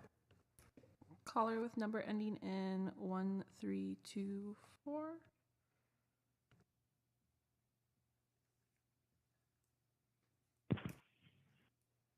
Yes, Paul Soto from the Horseshoe. I'm going to try to be as polite as I can. But what I just heard is this man say, oh, well, there's nothing in the park that honors Cesar Chavez, just his name. This is the cavalier ignorance that comes to my city and disrespects my elders and disrespects the legacy of the Chicano and the farm workers movement. Is not that name enough? You can speak that in Asia. You could speak it in China. You could speak it in Europe. You can speak it in South America. And people will know the name of Cesar Chavez. And it is enough. Believe me, it is enough. Secondly, the Quetzalcoatl. Quetzalcoatl on the other end of the park is in honor of Cesar Chavez. It anchors it. What it is the Quetzalcoatl is the representation of the indigenous roots of Cesar Chavez. You see, this is the kind of ignorance of these gauchos coming to my city and disrespecting my culture, and disrespecting my people, and disrespecting my elders, and disrespecting my legacy. Now, this council has a lot of Chicanos on it, and we're watching. We are watching. Oh, no, you're Mexican immigrants. But we're still watching because you are still connected to that legacy, because you've claimed it proudly. And you're going to allow this dude to come in and disrespect that space like that, and then disrespect Cesar Chavez like that right here on this forum? Charlie, man, you know what, dude? Steve Borkenhagen, take your urban confluence and take it out of here, homeboy. Not want it. Don't want it. Don't care about it. Take it and leave, dude. You're a guest in Salt Hole. Remember that. Thank you. Ronnie Fisher. Good afternoon. My name is Ronnie Fisher, and I'm the environmental advocacy assistant for the Santa Clara Valley Audubon Society. The Santa Clara Valley Audubon Society has engaged in the Light Tower project since its inception. Because light at night is harmful to all living things and to our ecosystems, upsetting circadian rhythms vital to health on every level, we have been consistent in our opposition to this and similar illuminated structures.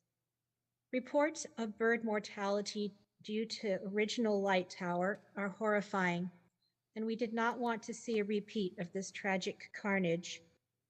We opposed the proposal to build a monumental light pollution generator at Arena Green Park. Recently, we learned that due to environmental concerns with the riparian corridor, regulatory challenges, and air traffic noise, the proponents of the project are no longer seeking to place it in Arena Green and are now hoping to build their Breeze of Innovation at Plaza de Cesar Chavez instead. We are relieved that the riparian ecosystem is no longer the target of this project. We continue to be concerned with the potential of the project to interfere with bird migration and to attract birds to a location where they are at risk of collision with buildings and glass.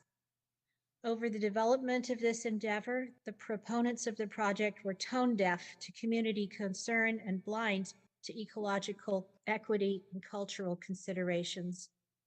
Perhaps it's time to ask what the community wishes to see in its parkland, especially in the heart of the city, Plaza de Cesar Chavez. Thank you.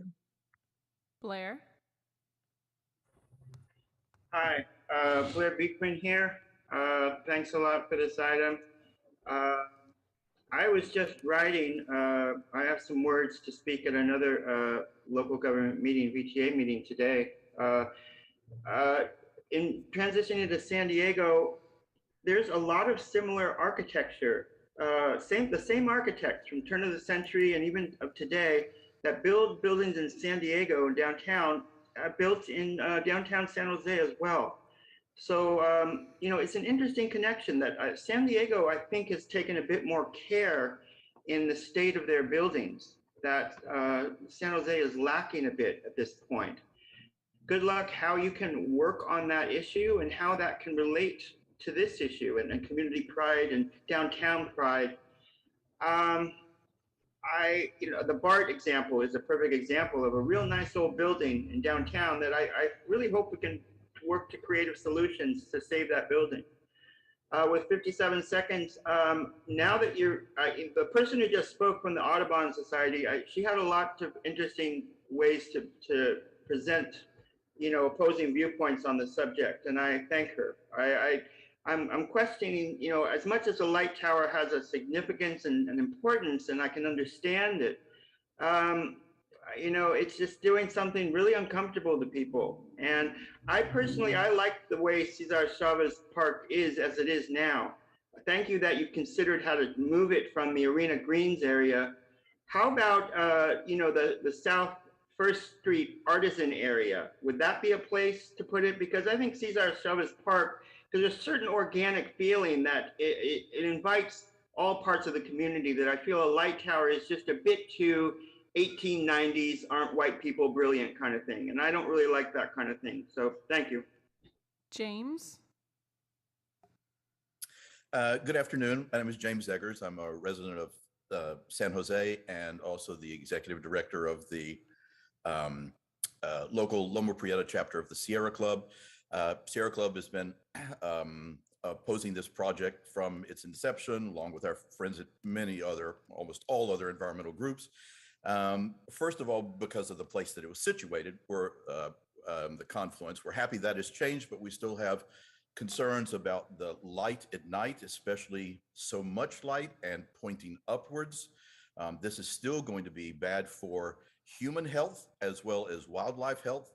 So we are glad the project's moved, but we still oppose the bright lights, which at one time the proponents of the project told us would not be part of the plan nor part of the accepted project. We've gone back on that. We're also still concerned about the lack of listening to the public by the promoters of this. I was in a meeting last week in which I raised the question about the dangers of artificial light at night.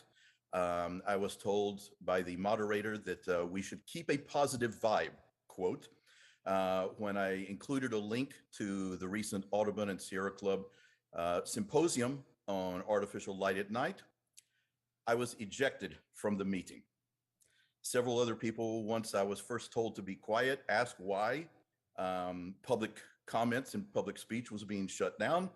And then when I was ejected from the meeting, then of course I couldn't see what else was happening. I think that's a pretty clear indication of the continuing lack of the project promoters' open and acceptance to the public voice.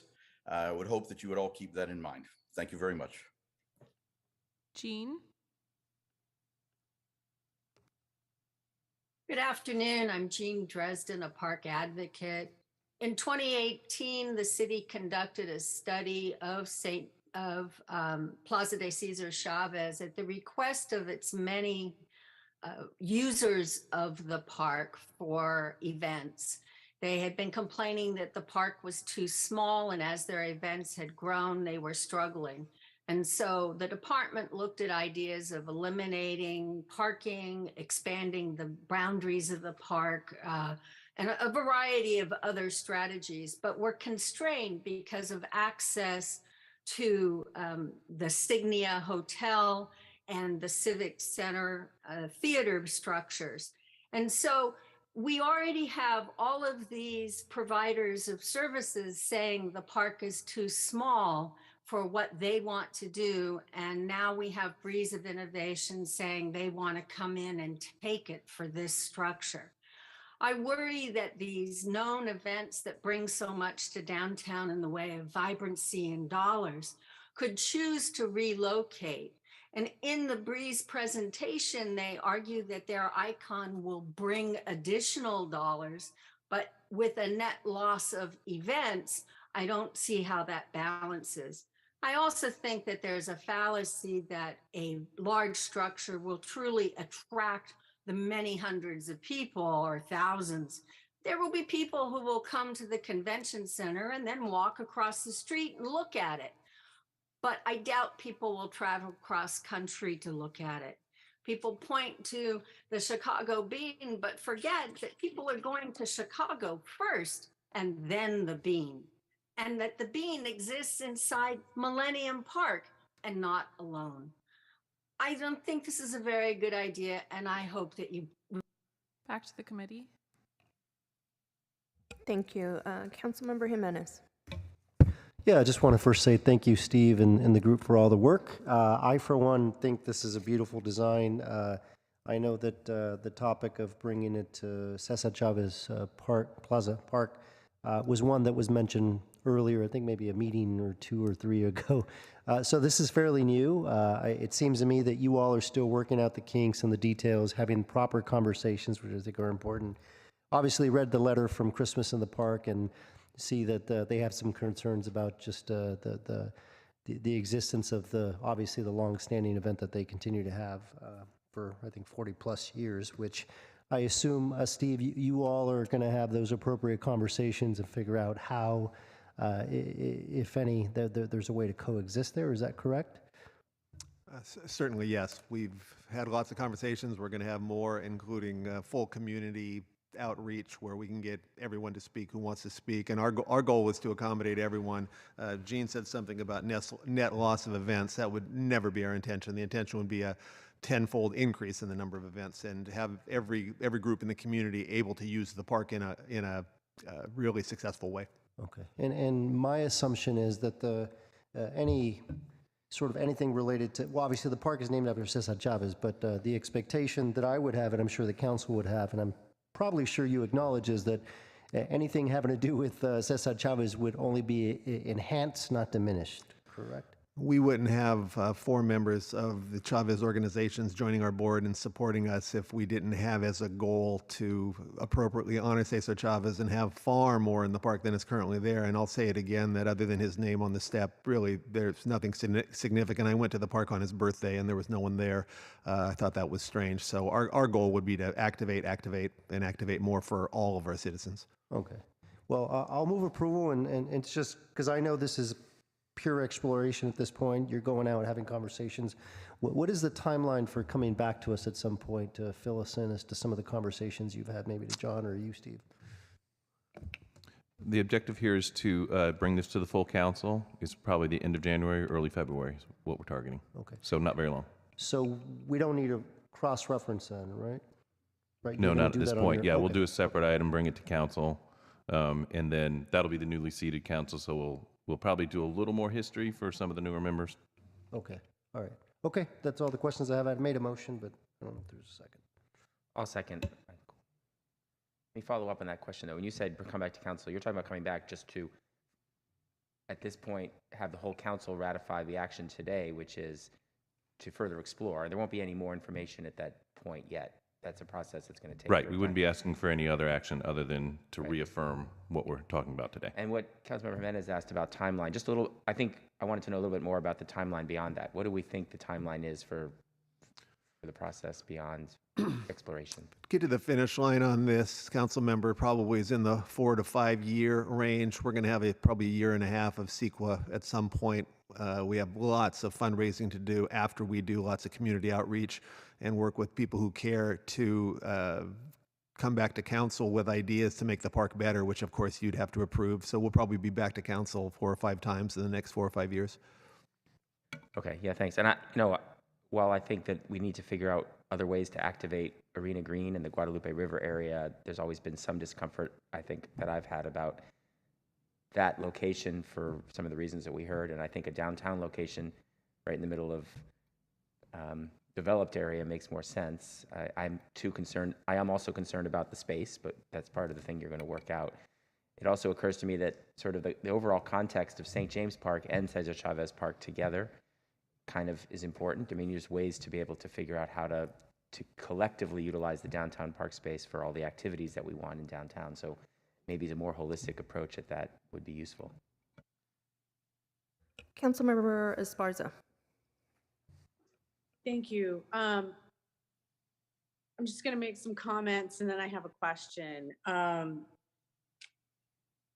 You know, the legacy of Cesar Chavez is the people, right? It's the people. And community organizing, gathering, celebrating, taking action, that's part of the legacy. That is really his legacy that has continued to endure. This plaza, which does have a statue in it to commemorate his ancestry and his heritage, is important as a city gathering space, which includes Christmas in the Park. And to me, it is absolutely crucial to meet with Christmas in the Park. Christmas in the Park is an enormously important event, not just for downtown, but for the city. It's as the city learned when we tried to cut it, what was it, a dozen years ago or so during the recession, we learned how important that event is to the city and to the region. And so we should take care not to do anything that is going to hurt Christmas in the Park. However, the plaza is also used for a lot of other community organizing, community gathering events. It's used for protests, it's used for celebrations, it's used for concerts in the summer concert series. We shouldn't do anything that is going to hamper the ability for the community to gather in a space that is literally in the heart of the city.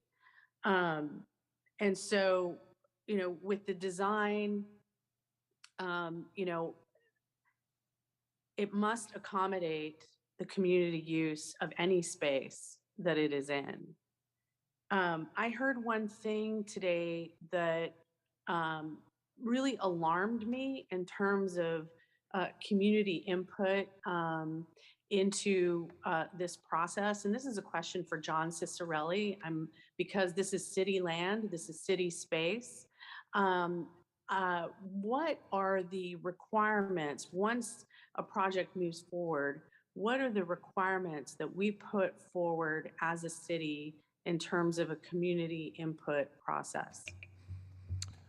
So I think maybe two meetings or 3 meetings ago, we were given more specific direction from the council on who they wanted to see us talking to and what that outreach program should look like and how it should be funded. It has since been funded. We were ready to embark on that larger plan when it was decided to relook at the location of Arena Green and see if the council would be okay with re-examining Cesar Chavez. So that's where we stand. We've not embarked on it, but it's quite robust. I don't unfortunately have it in front of me. I wasn't prepared to answer that question today, but I do have substantial direction from the City Council about how to go about that community process. So on Tuesday, we had a discussion at the council on whether a process should be city-led or developer-led. And there was a robust discussion around the city's role in getting community input on a process. I'm concerned about community members and organizations who are partners to the city trying to be part of the process, being ejected or not being allowed to give their opinion. And if they want to say, hey, this is a $100 million bird killer, you know, it's a free country that we're trying to select input. And, you know, that's a part of the process. If they say they love it, that's part of the process. And really all of those opinions should be included. And so on the process of community input, is that going to be city-led? No, that was not our intention. Our intention was to be the partner in that process, but that the Light Tower Corporation would be leading the community engagement, setting up the meetings. But, you know, I can't verify what that individual said in public comment or not, whether that's true, but obviously that is not that does not respect the process that we require in our city, so that obviously would not be something that I would expect to happen in a meeting, or obviously unless someone's being, you know, physically disruptive and causing problems, sometimes people have to leave. But people having differing opinions is not something that's going to result in anybody having to leave a meeting or not have their voice heard. So I just wanted to make sure that when this comes to the full council, that the council reviews the community input process, and in particular, how the community meetings are done and how that information is shared with the city. Is that included, or is that already in your plan, or do I need to add that, do a friendly amendment? Yeah, we would intend to report back to this committee with that community process, so that there's time to review and decide, was that enough or not, you know, or if we're hearing things and we want you to do a little more, then that can be part of that discussion at that time. But yes, we would be reporting back on all of that community process. Okay, thank you. That's it for me. Thank you. Madam Chair, may I make a comment? Go ahead. I had all my questions answered, so I'm good. Thank you, council member. Go ahead. Council member, as far as the speaker earlier who said that he wasn't allowed to speak, we were having a private fundraiser in which he and other opponents were trying to make their voice heard. This is a private fundraiser. I want to point out we've had probably somewhere between 10 and 20 public outreach events over the last 5 years. At all of our public outreach, every citizen in the community can say anything he or she wants. We have never stifled anything. This is a different situation when you're in a private fundraising environment. Thank you for that clarification. I appreciate that. Did you know have what, an additional comment? Yeah. You know, given that clarification, I think since this is an important, I think that there's a lot of discussion being had around this. And when was this going to come to the full council? We're looking at the end of January, early February. Okay. Madam Chair, since we already have a motion, I think I'd like to do a substitute motion, not because I disagree with Councilmember Jimenez. I just don't think there's a way to do a friendly amendment. I wanted to do substitute motion to accept the report and then refer this to the full council as opposed to the committee, let's just say by mid-February. And that's the motion. I'll second that. Can I ask a question to the maker of the substitute motion? Councilmember Esparza? I don't know if you can hear me, but Sure, yes. yeah, I thought John said that this was due to come back to the council at the end of January. So I guess I'm trying to understand the difference.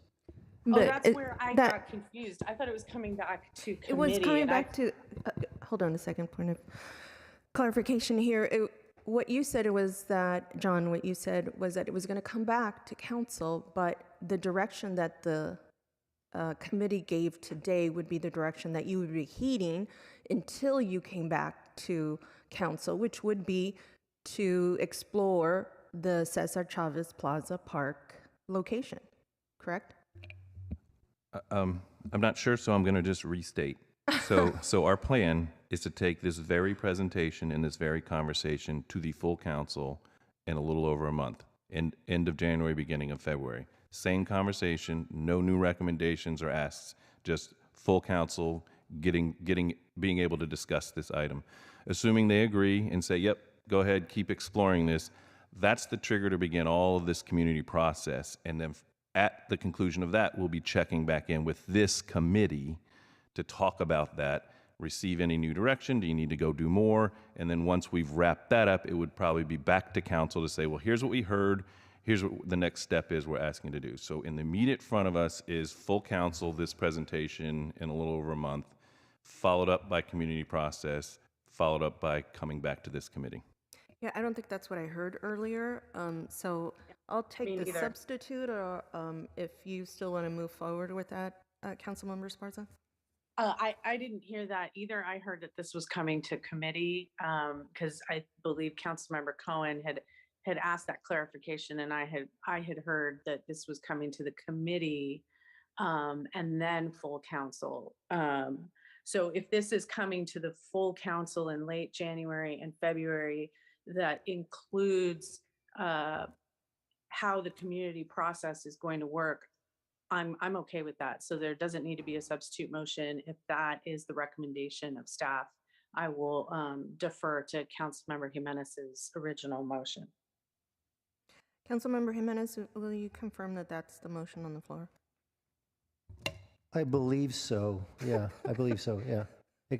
Yeah. Okay. I mean, my assumption is when you bring it back the end of January, there's probably going to be a conversation at the council about community outreach, although that is not necessarily the prime reason for bringing it before us. It's to get further direction to just keep going, right? That you're on the right track, essentially, up or down, right? Correct. And what we'll do, since this is a confusing issue, is when we come back to the full council, we will share the previous council direction about that we've already gotten about the robust community process that must occur, so that everybody's sort of starting from the same point. And if we want to modify that from there, obviously that'll be the council's opportunity. Great. Councilmember Esparza, so you're okay with the original? Yeah. motion? I defer to Councilmember Jimenez's motion, and thank you, John, for laying out the community process and including how that information will come back to the city so that the council and council committees can review it. Yeah, I'm good. Thank you. Great, thank you. Councilmember Carrasco. Thank you, Chair. Thank you for the clarification. I was going to go down that road, so we don't need to go down that rabbit hole again. I do want to express, though, the concerns that I have in terms of the relocation. And I know that it's coming back to the full council. And, half the council will be new. And so it's my hopes that that staff will present as part of this presentation, at least a skeletal plan in terms of outreach. I'm sure that the council members that are coming in who are brand new understand the importance of outreach. I mean, they've done it themselves in their previous lives. But having been through this process myself, I sometimes forget to mention or to talk about or to include outreach in plans until someone kind of triggers my memory bank. And in this case, especially, I think it's critically important that we include a plan that the council can go ahead and add to. And so I don't know if that's already part of the presentation or not, because, and I'm sorry, my Zoom fell off while you were doing it. But I would insist that you come back with some sort of indication in terms of the kind of outreach and engagement that you'll be doing.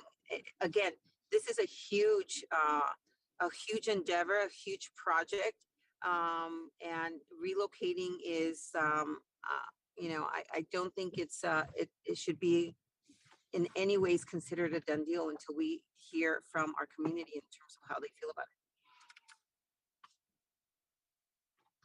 Thank you. I have a couple of questions. So I know Nicole is now no longer with the city, and I know she had a commitment of ensuring that she would be the only person assigned to this project. How are you keeping track of how much time and the workload that's included? So we have, at the council's direction from one of our previous meetings, we have a funding mechanism where the Light Tower Corporation has given the city money, and we use that money, we charge against that for any time that we're using, whether it's, going to community meetings and participating with that, reviewing documents, et cetera. So that is a funded activity currently. No, I understand that it's a funded activity. What I'm asking is, what has been the impact? What has been the workload? We'll ensure that we get reimbursed for the work that we're doing, and I'm not so worried about that. What I'm worried about is that it's taken away, and this is something that I said from the very beginning. This is no surprise to you, sir. I've not been in agreement with this project. I don't see how it is in line with the city of San Jose and how it represents our residents, our culture, and really our identity. And so I have asked this question before, and that is, how are we keeping track of how much we are lending in terms of staff time to this project? So the charges to those accounts would be the way to track it. So you'd know somebody charged an hour here or somebody charged an hour there. So what is that? Almost nothing. We hardly are doing any work on this project for some time. Okay. And so it sounds like Sarah's going to be the new person who's going to be on staff? Potentially. Just it sort of depends on how everything's going to sort itself out. We're going through recruitment right now for the deputy director. And then we'll decide if let's assume the project is progressing, depending on what the needs are, depends on who the person that might be assigned. For example, certain individuals might do the community process. Other individuals would do plan review, for example, and things like that. So, so you can't really say that the commitment that Nicole verbalized, I don't know, 2 years ago would be the same kind of commitment or equal the same type of impact to the PRNS staff, since you're saying that it's going to look slightly different depending on the progression of the project. Yeah, it was always known. I mean, for example, a lot of the plan review would be by PBCE, not Parks and Rec. All the EIR and CEQA stuff, that's PBCE, not Parks and Rec. So, but it's funded, and then they would have an account to charge to for their time. Mm-hmm. So here's where I have a bone to pick, because we have a Meadowfair Park master planning process, and Angel, I mentioned this to you. This is something that we work really hard, my team and I work really hard to get funded. Our Meadowfair Park has been overlooked for a really long time, and there's some development that's happened that's really exciting around it, which is Costco, and soon enough it's going to be Kaiser, and a new residential area. Yet Meadowfair Park is kind of left in the past, if you will. They had been promised a community center. That obviously wasn't going to happen, and I had to break the news to my community about that when I first came on. My concern is that neither my team, my office, myself were involved or asked to be involved in the master planning process, and that concerns me in terms of workload, because that tells me either we're at a max and we're not engaging because of other projects that are on on now. And so we actually learned about it through Instagram, is how we learned about this. So to me, it means that maybe not urban confluence, but certainly it's contributing to the workload that our staff has. Yeah, I would not say urban confluence is contributing to that, and the Meadow Fair master plan for tonight, that was simply a mistake on our behalf of not notifying the council office so that they could be involved, which I apologize for. That was not intended. That really doesn't have anything to do with a workload. There are projects that can impact the workload that sort of come in from nowhere. For example, all the work we're doing up near the airport because of the FAA's requirements. That was not work that we planned for, and that does have an impact, but the urban confluence work is not having an impact on our workload. I appreciate that, John. I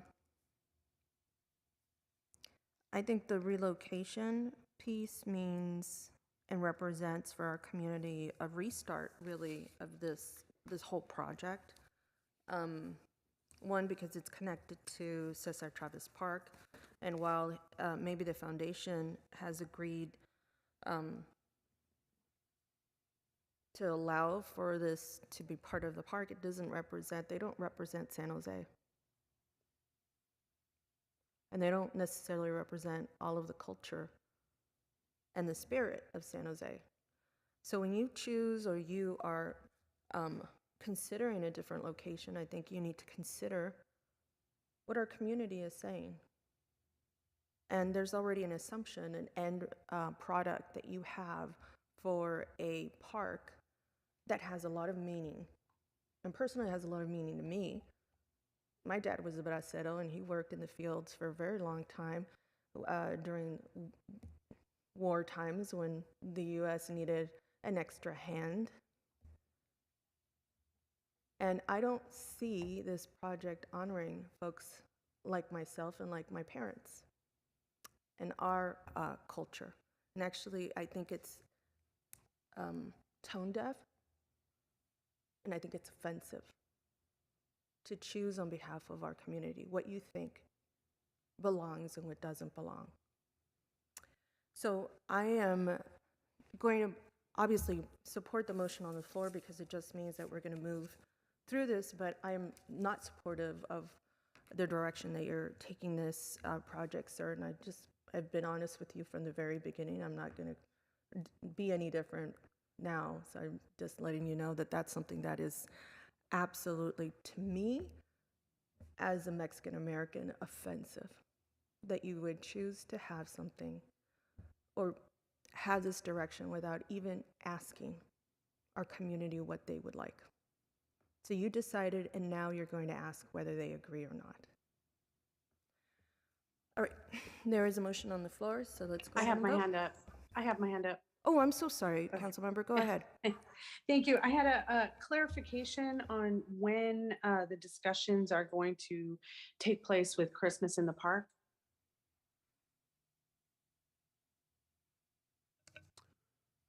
I've had meetings with Christmas in the Park. They wanted to meet in January after they were through their intense part of the year, and I'm hoping to make a presentation to their board in January. Okay. And when will discussions happen with music in the park? Was that Music in the Park?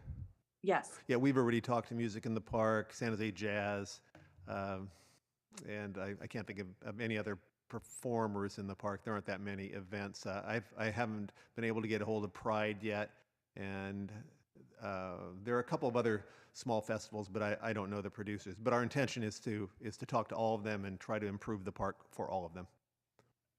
Okay. And so I would ask that the input around Christmas in the Park be included in the council presentation, because that is such a critical event for our city. Any design, any alternate use, or any work on it needs to absolutely work with Christmas in the Park. And then, which I recognize might put this a little bit later, but I think it's critical input when discussing the use of this space. And lastly, one of the there isn't one organization in the city to go to when you say, hey, you know what, I want to talk to the people that gather, the people that use this space, because it is Cesar Chavez Plaza, right? It is the plaza that carries his name. That there isn't one organization that goes that you go to for all the protests that are held there in the city, or for all the, when the hotel workers were worried about whether they'd have a strike or not, they had big events there because the vast majority of workers are Latino, and they chose to have those events and those giant meetings at the plaza. And any use of this park needs to recognize that, yes, Christmas in the park is absolutely critical, and it's critical to our city and generations actually of children and adults. But really, the spirit of that plaza is the spirit of working people throughout the city that come from all over to scream, to cry, to talk. That's where they do it. And that needs to be part of the discussion. That's it for me. Thank you. Thank you. Let's go ahead and vote. Jimenez, Yes. Cohen,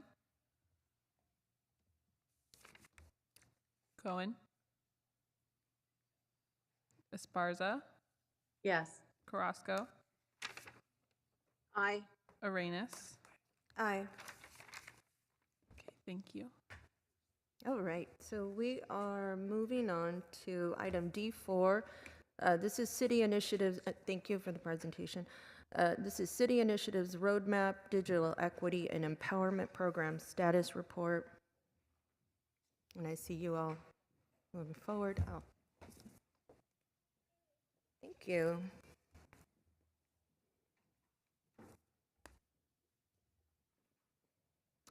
Welcome.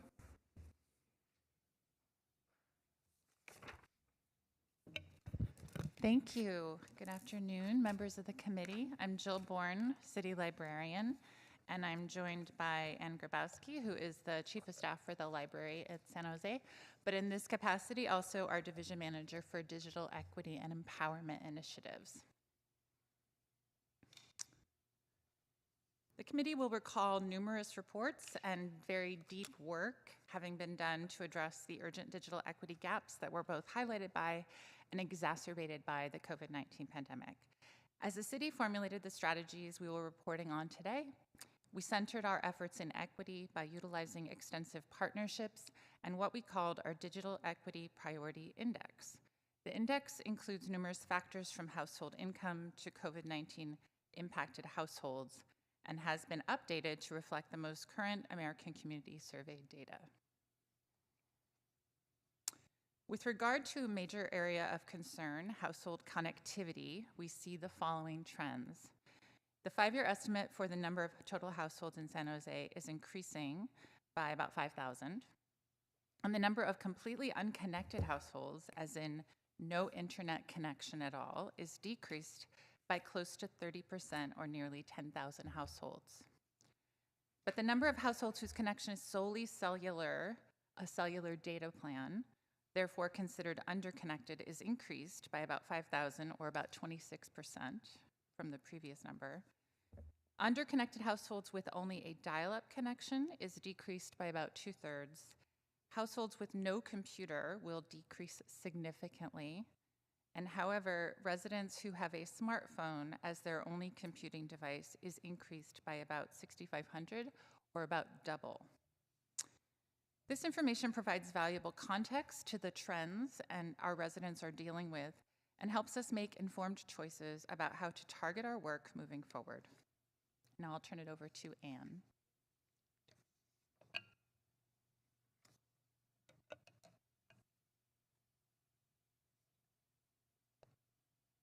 We've gone a slide too far. but there we go. Thank you, Jill. Our team, as you know, is comprised of staff from multiple departments, and we've been working diligently this year to advance our work plan. For the sake of brevity, I'll just mention the highlights. This year, we are maintaining a collection of over 10,000 devices that are in very high demand at roughly 95% at any given point in time. We've completed construction of 2 new community Wi-Fi networks and are advancing 3 more, which will open very soon. We've opened community Wi-Fi as a service on SJ311 to enhance our understanding of the public's use, and we are evaluating the current and ongoing need of our residents in San Jose and aligning that understanding to numerous funding sources and our ongoing strategy. This table itemizes the types of devices that are available in our collection. You'll see that the vast majority of our devices, actually all but the unfiltered Wi-Fi Chromebooks, are paid for through a variety of different one-time funding sources or grant funding. I think this is an important consideration for the council and has certainly been an important consideration for our staff as funds expire and grant programs change. We are continuing to aggressively pursue grants and other funding sources so that we can continue to fund device access, but we'll continue to update the council on the funding available and needed.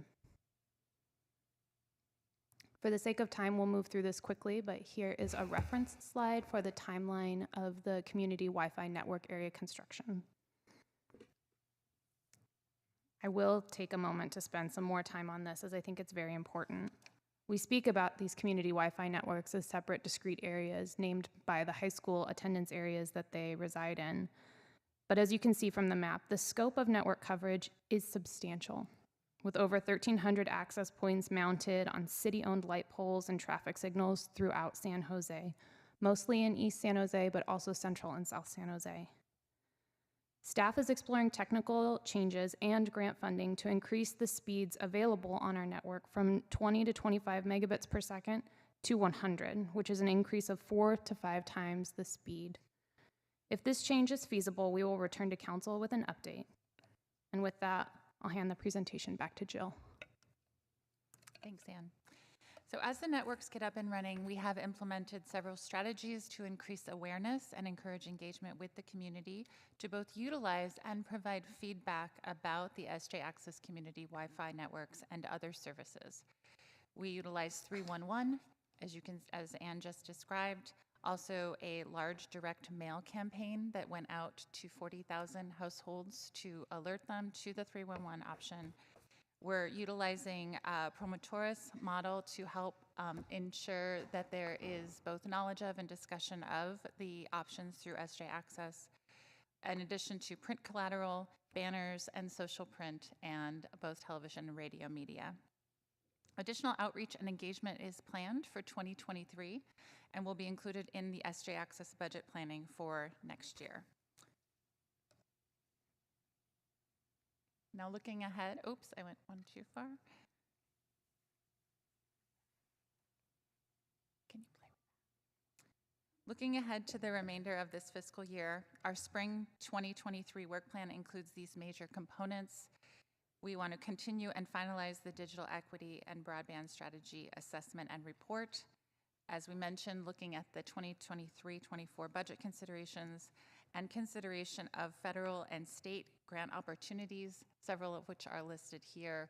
There is a lot of activity going on in this space, and we're going to make sure that the city is positioned to take advantage of funds that are available to this program. So that concludes our report, and we are happy to take any questions. Thank you. Wonderful. Thank you so much. We're going to go to public comment first. Blair. Hi, Blair Beekman here. Thanks a lot for this item. I wanted to report earlier in the week, last week, that this item would be on today's agenda. I didn't do that though. Something, when you're busy, things just slip your mind doing this work, and I'm sorry that happens to ourselves, but thank you that it's here now and we're talking about it. You know, I think with recent NIMBY issues and with what other issues? Like the recent vote about the future of the election process, and my own work with the future of accountability and openness with broadband, it's kind of the underdog kind of stuff. It's the David and Goliath stuff. And, but, it's a process of learning how to make it not so much an us versus them argument as what is cooperation? What is compromise? And I hope, in the importance, the incredible importance of digital equity and what it offers the future of our city. I mean, I do not at all deny that.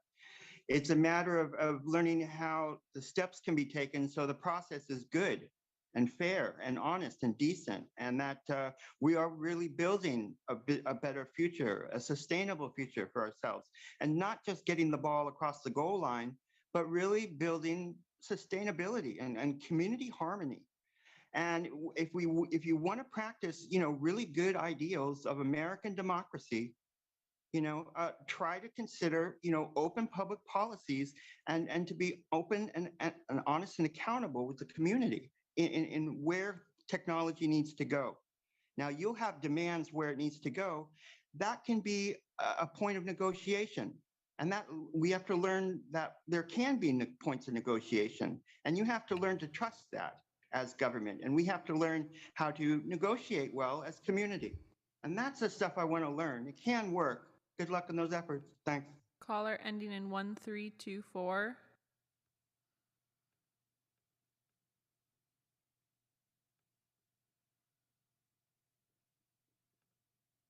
Yes, Paul Soto from the Horseshoe. Thank you for that report, Ms. Bourne. It's very rare that I look at one of these items or read the memos and that I'm impressed by the progress that's made, but this is one of them. I'd also like to applaud the efforts of the library that when COVID hit and these equity issues started becoming very, very, it's always been apparent to me. I've been forced to live in inequity. So we've always known. It's just that the city could no longer deny. But the library was very cognizant of that. And you removed the words illegal alien from the libraries and so language is critically important because it is the first step in the dehumanization process. It's the first step. And so when I saw that the library was cognizant and sensitive to that and responding to it, just not rhetorically, but through their actions, that really impressed me. That impression is continued with respect to this report. Obviously, there's a lot of work still yet to be done. But one of the things that I would like to ask is if this can be broken down even further. The data is there. What I'm looking for is by zip code. Because for people like me, that gets a more accurate assessment of what it is the need is, where the need is, and then I can use that for, to do what I do with it. But thank you for the report and thank you for the work that you're doing in our libraries. Back to the committee. Wonderful. So I'm going to look to my colleagues and Councilmember Carrasco.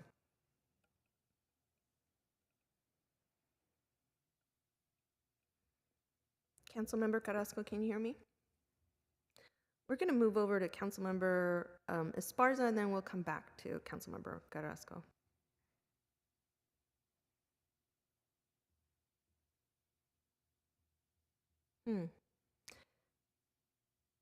Now I don't see Councilmember Esparza.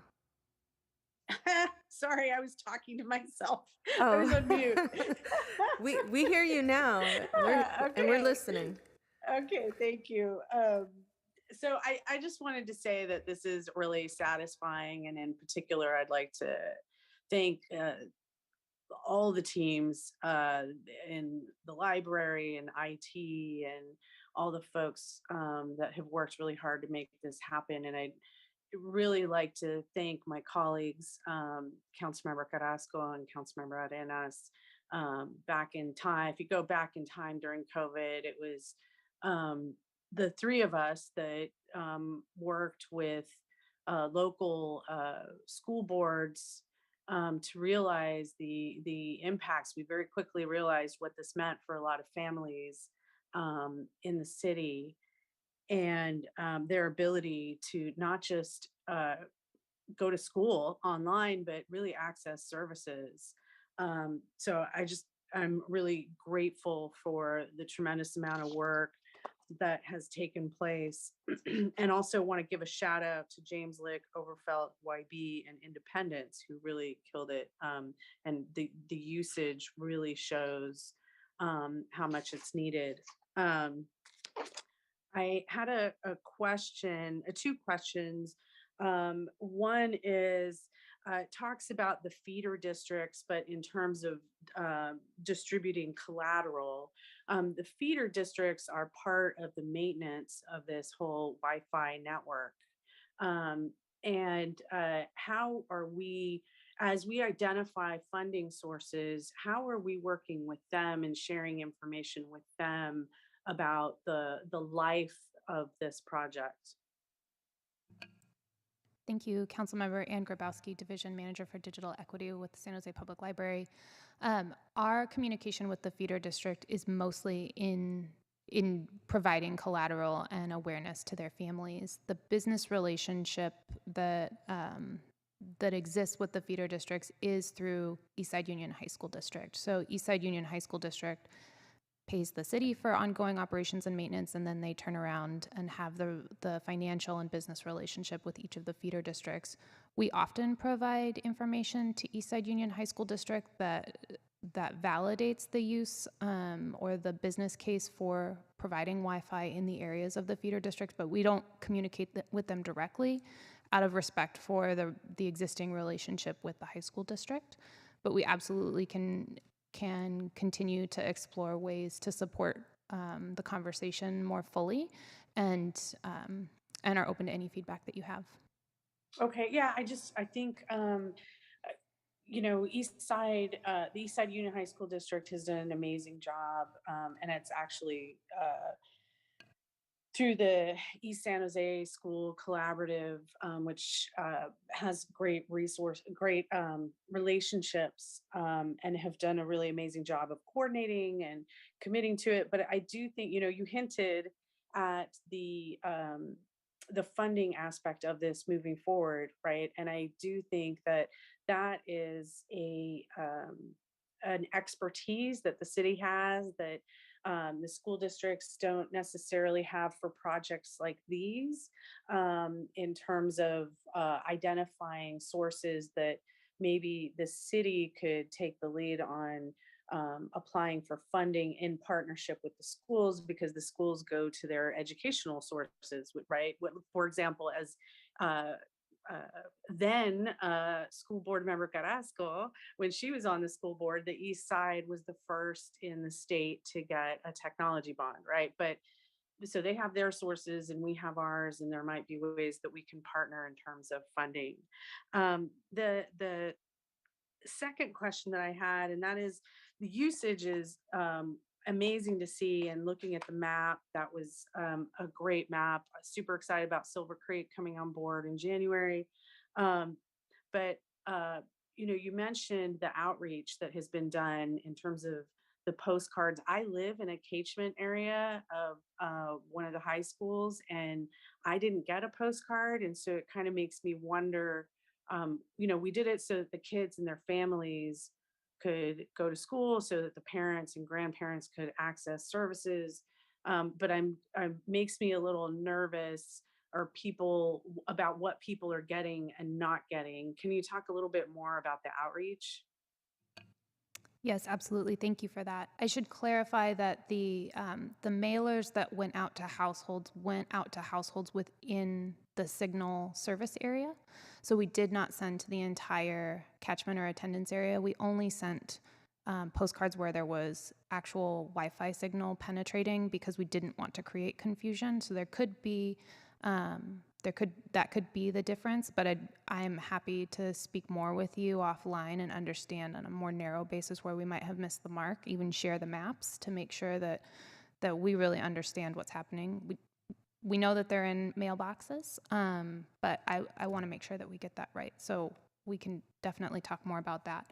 We will continue to do mail campaigns out through, we've been using the city's master address database to do the mapping for where we should be mailing. We'll continue to do those mailings and are actually considering a general mailing to make residents more aware of the library's device access program, where they can come in and rent devices with their San Jose Public Library card.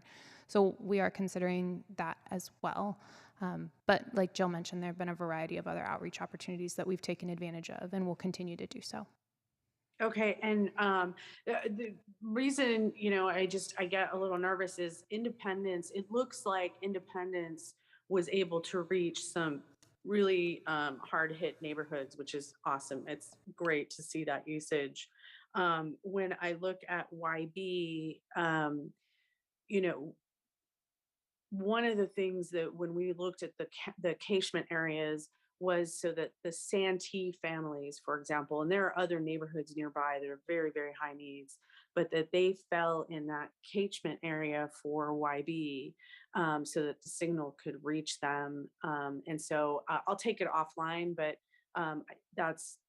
that is, again, it's not for me. I have a hotspot and I'm still on audio only, but I have a hotspot, my Wi-Fi and all that kind of good stuff. But it's really to ensure that neighborhoods farther out from me, like Santee, is getting that signal.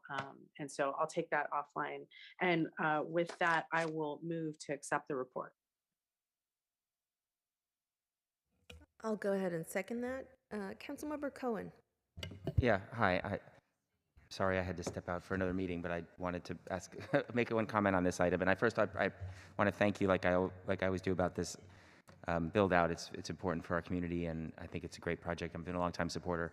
I just want to, I don't know if you have a chance to put the map back up or if I can just talk about it, but it's just important, I think, for me to mention that we've only got about half the independent service area covered, and I just want to remind people of that when we have this presentation, because and I guess the question kind of is, as you communicate, I understand you're only mailing to households that have access, but I imagine at the school there's communication and families get communication, and I want to make sure that it's somehow clear this is only covering part of that school district, part of that school boundary.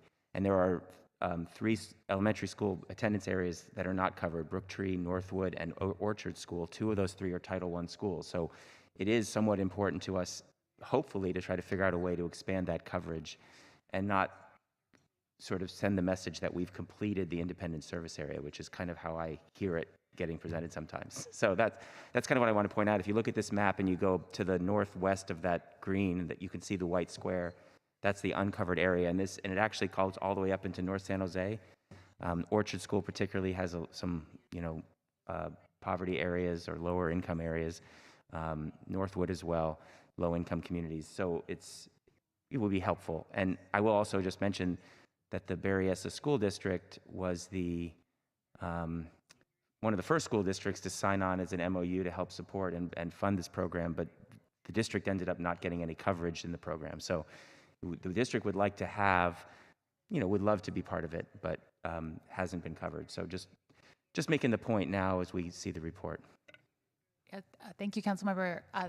That is a very good point, that while this was a really monumental investment that the council made in these networks, and you can see the huge coverage, and we're very excited to be getting to the end of all those implementations, that we always did have that commitment to going back to both increasing the speeds, as Ann mentioned, we're working on, but also looking at where there are gaps and looking where there might be expansion. And we know that because we've had such a huge investment, those will be smaller investments comparatively, but that is something that we're going to need to do and we'll be doing in the next phase. And I understand that the remainder of the Independence District, or several areas, have been already designed and mapped.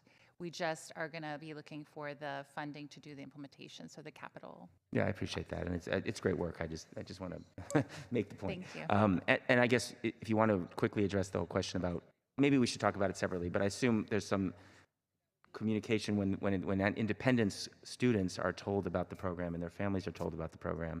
I just guess I'm curious if we can find out how it's framed in a way that the students who come from other parts understand it's not available to them. Thank you, Councilmember. My understanding, and of course I'm not on school site, but my understanding is that the communications from the school district are that the students may live in a community Wi-Fi area, that when there are questions, they're told what the network name is that's available to them, because theirs is separate from the public network that is available to our residents. And when there are questions about, why can't I don't see that network, why not?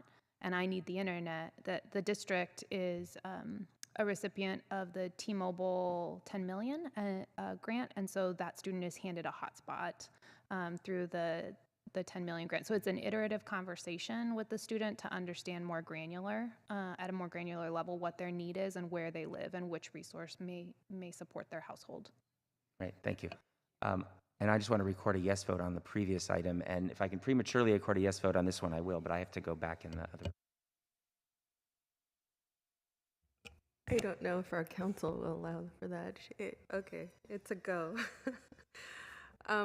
I have just a question. I think this is a question I had already asked and just looking for the answer. And that is, when folks get onto the community Wi-Fi, if they happen to have an issue, does a prompt come up about the 311 and being able to file a report of concern? And I know it may not come up because they're not connected, but on a previous connection, right, just seeing that if there is any kind of prompt would help people, now I need to make sure I connect with 311 and report that.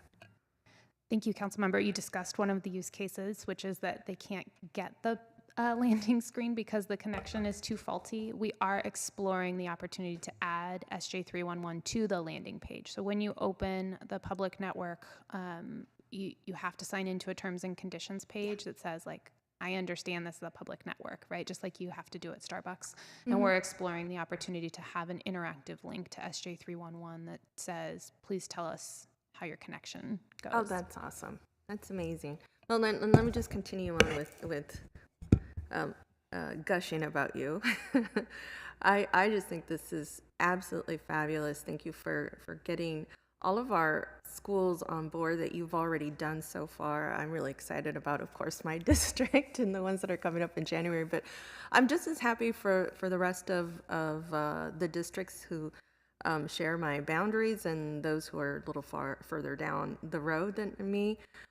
Because it just means that our students are able to do their homework from home, if that is most convenient to them, and that our folks are having access in a way that they didn't have access before, maybe having their doctor's appointments at home in a way that is convenient to them right after making dinner or before, whatever it is. But this is all in the name of convenience and flexibility that we have just relied on so much during this pandemic, and hopefully with your efforts and finding new sources of funding, that you'll be able to target some of those gaps and be able to continue with the really wonderful work that you're doing through San Jose Access. And then I got these fabulous pamphlets, and I know that you listen to us, and I know that beyond just listening to us, that it's also part of ensuring that you cover and connect with our community in a way that really is meaningful. And this trifold that has 3 different languages is just absolutely fabulous. So you covered everybody that normally, I would say the top 3 speakers of San Jose, but not everyone, but at least it's the top 3 speakers. And so I really appreciate it. I think the last thing that I was going to just ask is a note that I think this summer you've received some of the remaining hotspots from the school districts that had initially received them during the pandemic. Have you heard any feedback in terms of, like, hey, we need some of those back in terms of hotspots? I know that they're available at the library, but it's always much more convenient for folks to go where, their families are. Yeah, I think that the most general answer is that that our relationships with the schools became so close during the pandemic with this topic especially, and that the schools really approached the referral process instead. And so so they are directing families to the library. Oh, good. And we were able to create that filtered collection as well as the unfiltered. Oh, good. And so, there are a significant number of student families and households who are coming to the library. Oh, good, good. I'm glad to hear it. Well, and I guess I wonder what that second phase of need is from those families. Is it because they're relocating, or is it? It would be interesting to figure out why folks continue to need hotspots, and is it because maybe the school district, their grant ended and there's no more hotspots available for them, and so they just have the device and not the connectivity? That would also be interesting just to find out. I'm not asking you to keep track of it, but just if you could keep your ear to the ground so we know, and I know that you do. Because you're obviously continuing to pursue additional sources of grants to continue with this effort. And then the last one is, and this one is for a community of interest that we've been fighting for a really long time, and this is for sexual assault survivors. I don't know that there is any referral source or exchange that has happened just yet, so that they know that there's a hotspot available to them or at a convenient location. Many of the times the survivors can't necessarily go to the library or go to, there is a lot of logistical things that have to happen for them to meet with their advocates or their support staff. So is there anything that we can do to bring those hotspots closer to those agencies? Yes, absolutely. And I think this is an area where we just have to continue to focus in on those communities, sexual assault survivors, domestic violence survivors, and other members of violent trauma, right? Right, yes.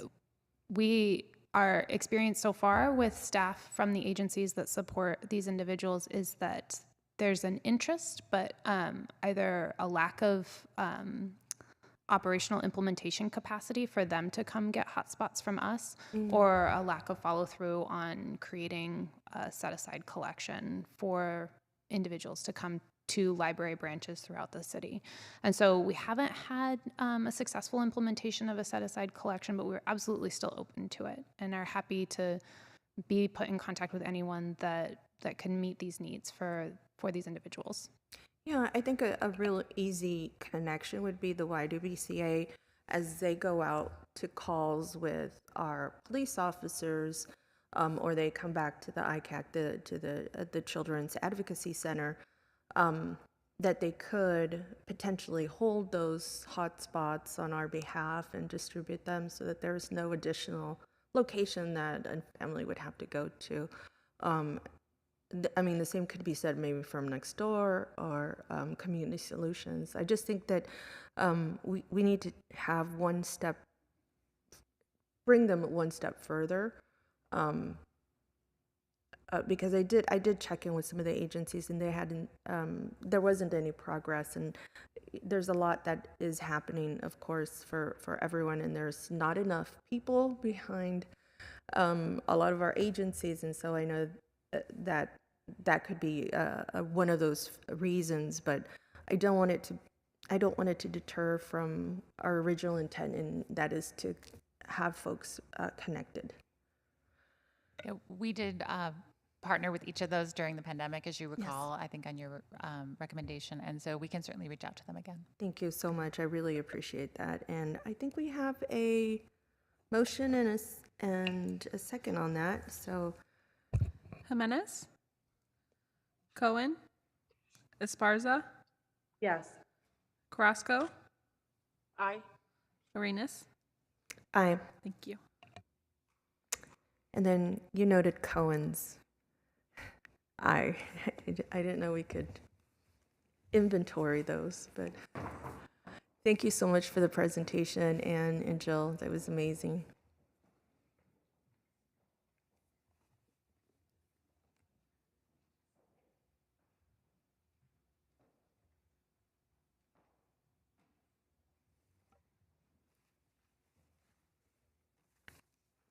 Wonderful. So this is our next item under D5, and this is Family Friendly Initiative Report. Welcome, everyone. Good evening, council members and members of the public. My name is Lauren Hawkins, Recreation Superintendent for the Parks, Recreation, and Neighborhood Services Department. I am joined by my colleagues today of the Library Department, and we will be providing an update on the Family Friendly Initiative Work Plan, which includes an update on the facilities improvement projects and the lactation pods.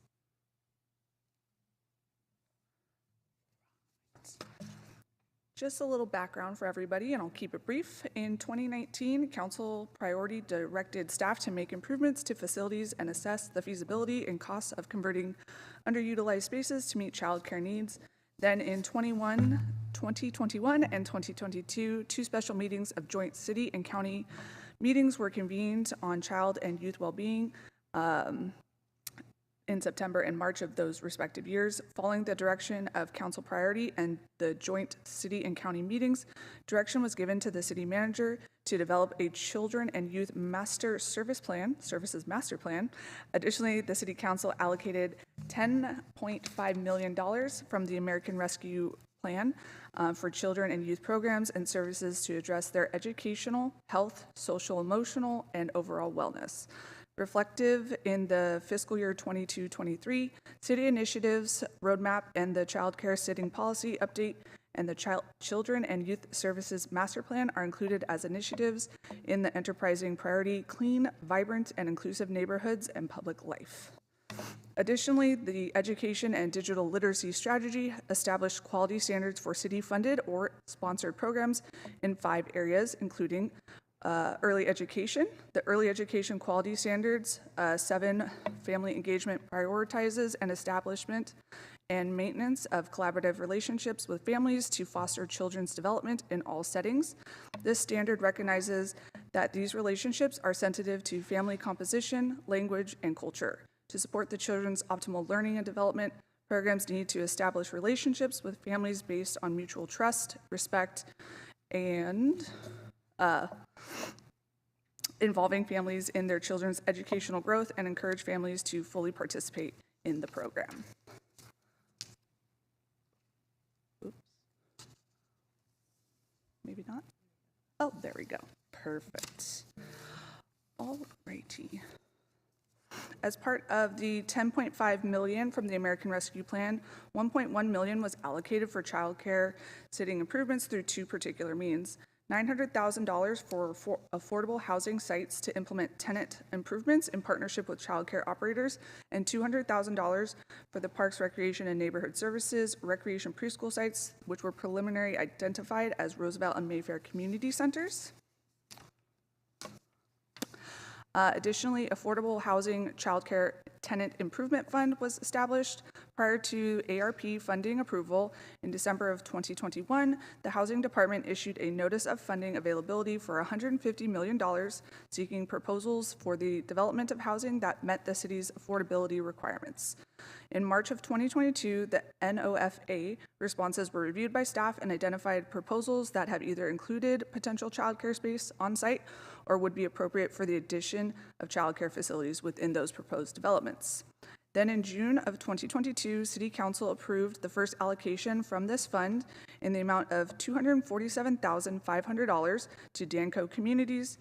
This grant will be used to cover the costs associated with the development of the proposed 3,000 square foot childcare center to be located at 777 West San Carlos Street, which is intended to serve up to 50 children. There are additional potential sites, 3 in fact, that have been identified. These sites range from small commercial spaces with the possibility of serving 25 children and an after-school program, which include homework tutoring, mentoring, computer literacy classes, arts and crafts, a book reading area, and parenting resource area. Discussions are ongoing with a 4th partner for the potential East Side development project. staff will present to council in late February of 2023. Moving on, the PRNS facility conversion status for recreation preschool sites. In October of 2021, PRNS completed a preliminary assessment of their facilities. Based on the initial assessment, 2 sites, Roosevelt and Mayfair Community Centers, were identified, which could serve, children 0 to 3 on subsidy. $200,000 was allocated in spring of 2022 from the American Rescue Plan funds for improvements to the facilities. PRNS and the Santa Clara County Office of Education completed a second assessment and walkthrough of these respective locations on September 19th, 2022, which revealed the need for additional improvements. The new cost analysis estimates the cost to improve these community centers to be approximately $2.5 million. Since the building improvements are estimated to be $2.3 million more than the ARP allocation of $200,000, PRNS and the City Manager's Office will provide City Council with strategy recommendations for the child care facility improvements.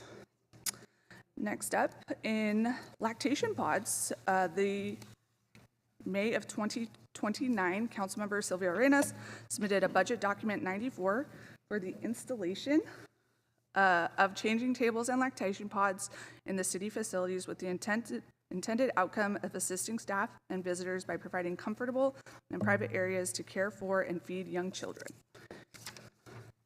In June of 2029, budget message, Mayor Liccardo recommended funding up to $300,000 for the library CNC tax of $150,000, and then in the park CNC tax central fund also of $150,000 to pilot lactation pods at both library and community center locations that are in greatest need, utilizing an equity screen. Equity data was utilized to develop a plan to install 5 pods at community centers operated by the Department of Parks and Recreation, and then 5 pods operated at library locations. Criteria for location selection included equity data, which was census, childcare, program attendance, income, poverty. And in addition to that, site feasibility, which included interior space, visibility, clearance, access, egress, ADA, to name a few. Then in March of 2022, as we were impacted by the COVID-19 pandemic, city facilities were forced to close and departments paused services, procurement, and capital improvement. As the city began resuming services, Public Works, PRNS, and the library re-engaged to coordinate the lactation pods to reassess capacity, funding, and reprioritization of the pod locations at physical sites. Public Works capacity, while prioritizing reopening of city facilities, as well as vendor chain supply issues and sales tax increase, raised the initial cost of the estimated pods. In July of 2022, selected lactation pod vendor, Mavana, completed site visits with staff. These site visits informed a reevaluation of the criteria determining site feasibility, as previously mentioned, which resulted in reordering selected sites. Due to the unanticipated project's cost increase, in addition to ongoing capacity challenges, lactation pods will be installed in phases beginning in 3 locations. Phase 1 will include Seven Trees Community Center, Evergreen Branch Library, and City Hall here on the first floor lobby. After evaluating usage and maintenance data, Phase 2 installation will include Roosevelt Community Center, Southside Community Center, Tully Branch Library, and Hillview Branch Library. PRNS is working with the City Facilities Architectural Services team on a timeline for completion to re-prepare drawings for structural engineering code inspection, review, and approval. Once these drawings are completed and reviewed, while also being approved, lactation pods can be ordered and installation scheduled to be provided. Last up, we have an update on our changing table. Prior to the issuance of family-friendly initiative, changing tables were available at 21 library branch locations, including the Dr. Martin Luther King Library. To date, changing tables have been installed at the remaining library branches. As for PRNS locations, changing tables have been installed at 12 of the PRNS Hub Community Centers and the majority of the 31 Neighborhood Center Partnership Program, NCPP. PRNS is in the process of finalizing locations and confirming installation at the remaining NCPP sites by the end of November 2022. Maybe.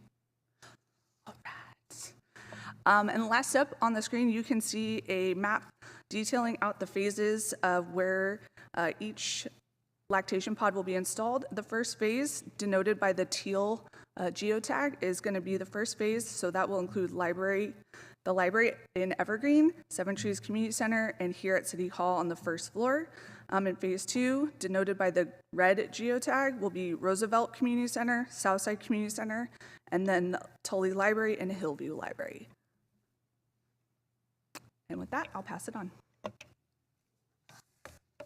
Last month, in the Education Digital Literacy Annual Report and the College and Career Annual Update, we featured the library's Early Education Community Assessment, as well as the library's Family, Friend, and Neighborhood Caregiver Support Network. So I won't go into too much detail on those. Just to say that the first one is really informing the unit's programming and work plan in order to provide more targeted, representative, and equitable services for families within the community.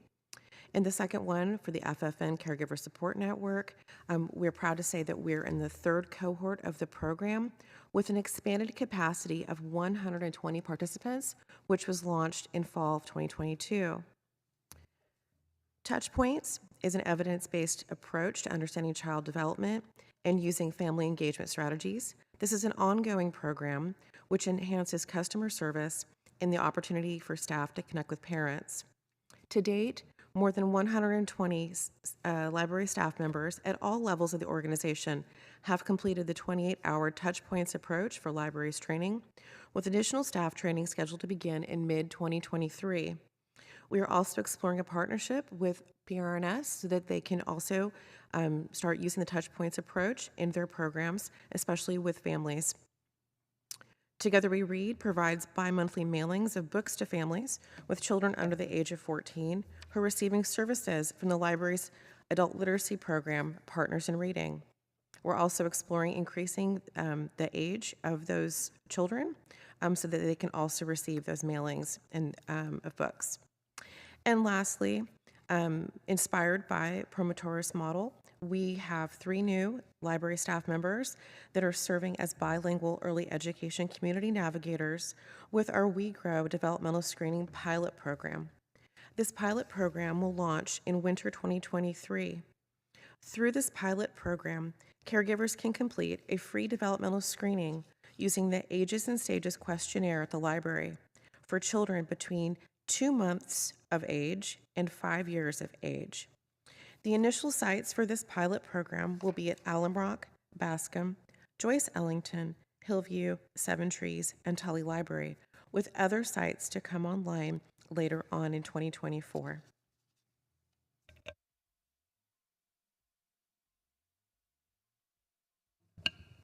Good afternoon, City Council. Laura Buzo, Assistant to the City Manager. And just to give an update on the joint City Council meetings on the child well-being, the Family Friendly Initiative, as was mentioned, was informed by these 2 joint special meetings. City staff were directed by City Council on the following: to develop a $10.5 million spending plan for children utilizing ARP funds.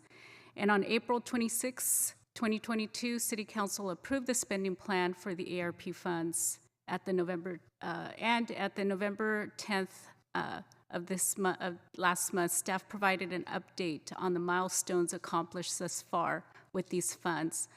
Staff were able to fully subsidize scholarships and provide free after-school academic enrichment and recreation activities for low-income and vulnerable children and youth. With the Bill of Rights for Children, Youth, and Services, city staff were also delegated to follow up on the Auditor's Office recommendations. And up to date, city staff across departments are currently working to address the Auditor's recommendations to ensure the city is adhering to and implementing the Bill of Rights.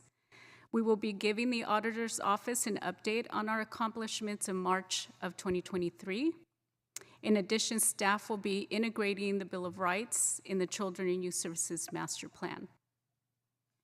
And around developing intergenerational recreational quality standards, The update to date is that with the development of the Children and Youth Services Master Plan, staff will integrate the family-friendly initiative with the education and digital literacy strategy so that there is alignment in creating intergenerational recreational quality standards.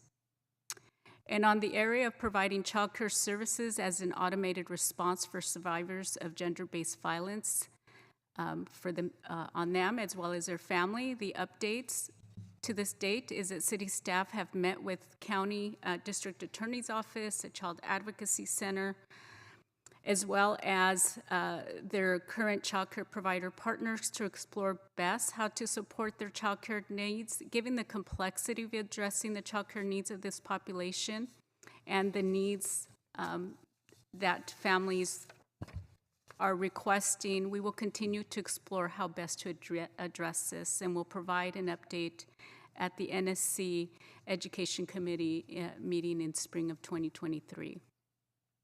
And on the point of addressing gender-specific, survivor-centered recreational empowerment programming in partnership with key stakeholders, up to date with the availability of ARP funds to support children and youth programs and services, city staff made sure to expand and increase access to recreation and enrichment programming to vulnerable children, as well as to many of the service providers that serve children impacted by sexual violence. In addition, PRNS is in the process of developing the best Bringing Everyone's Strength Together grant application. Will also provide opportunities for additional resources for gender-specific services and children and youth and families. Furthermore, nearly 50% of youth accessing the PRNS is Youth Empowerment Alliance and Youth Intervention Services identify as female.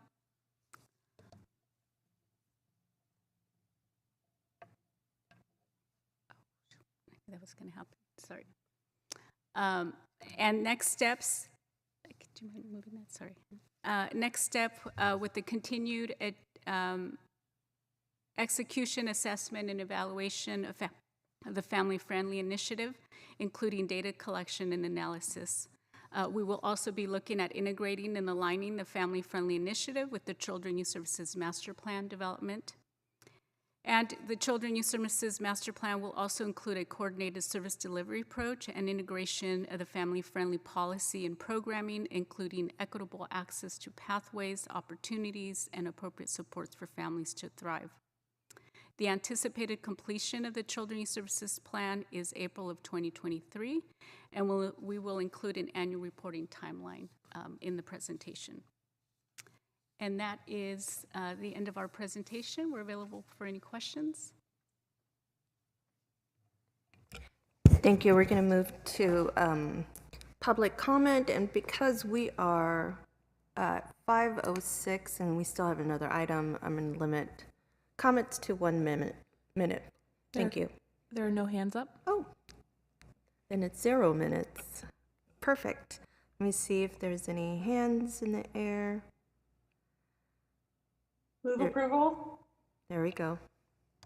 And I'll second that. Perfect. So before we vote, I do have a question.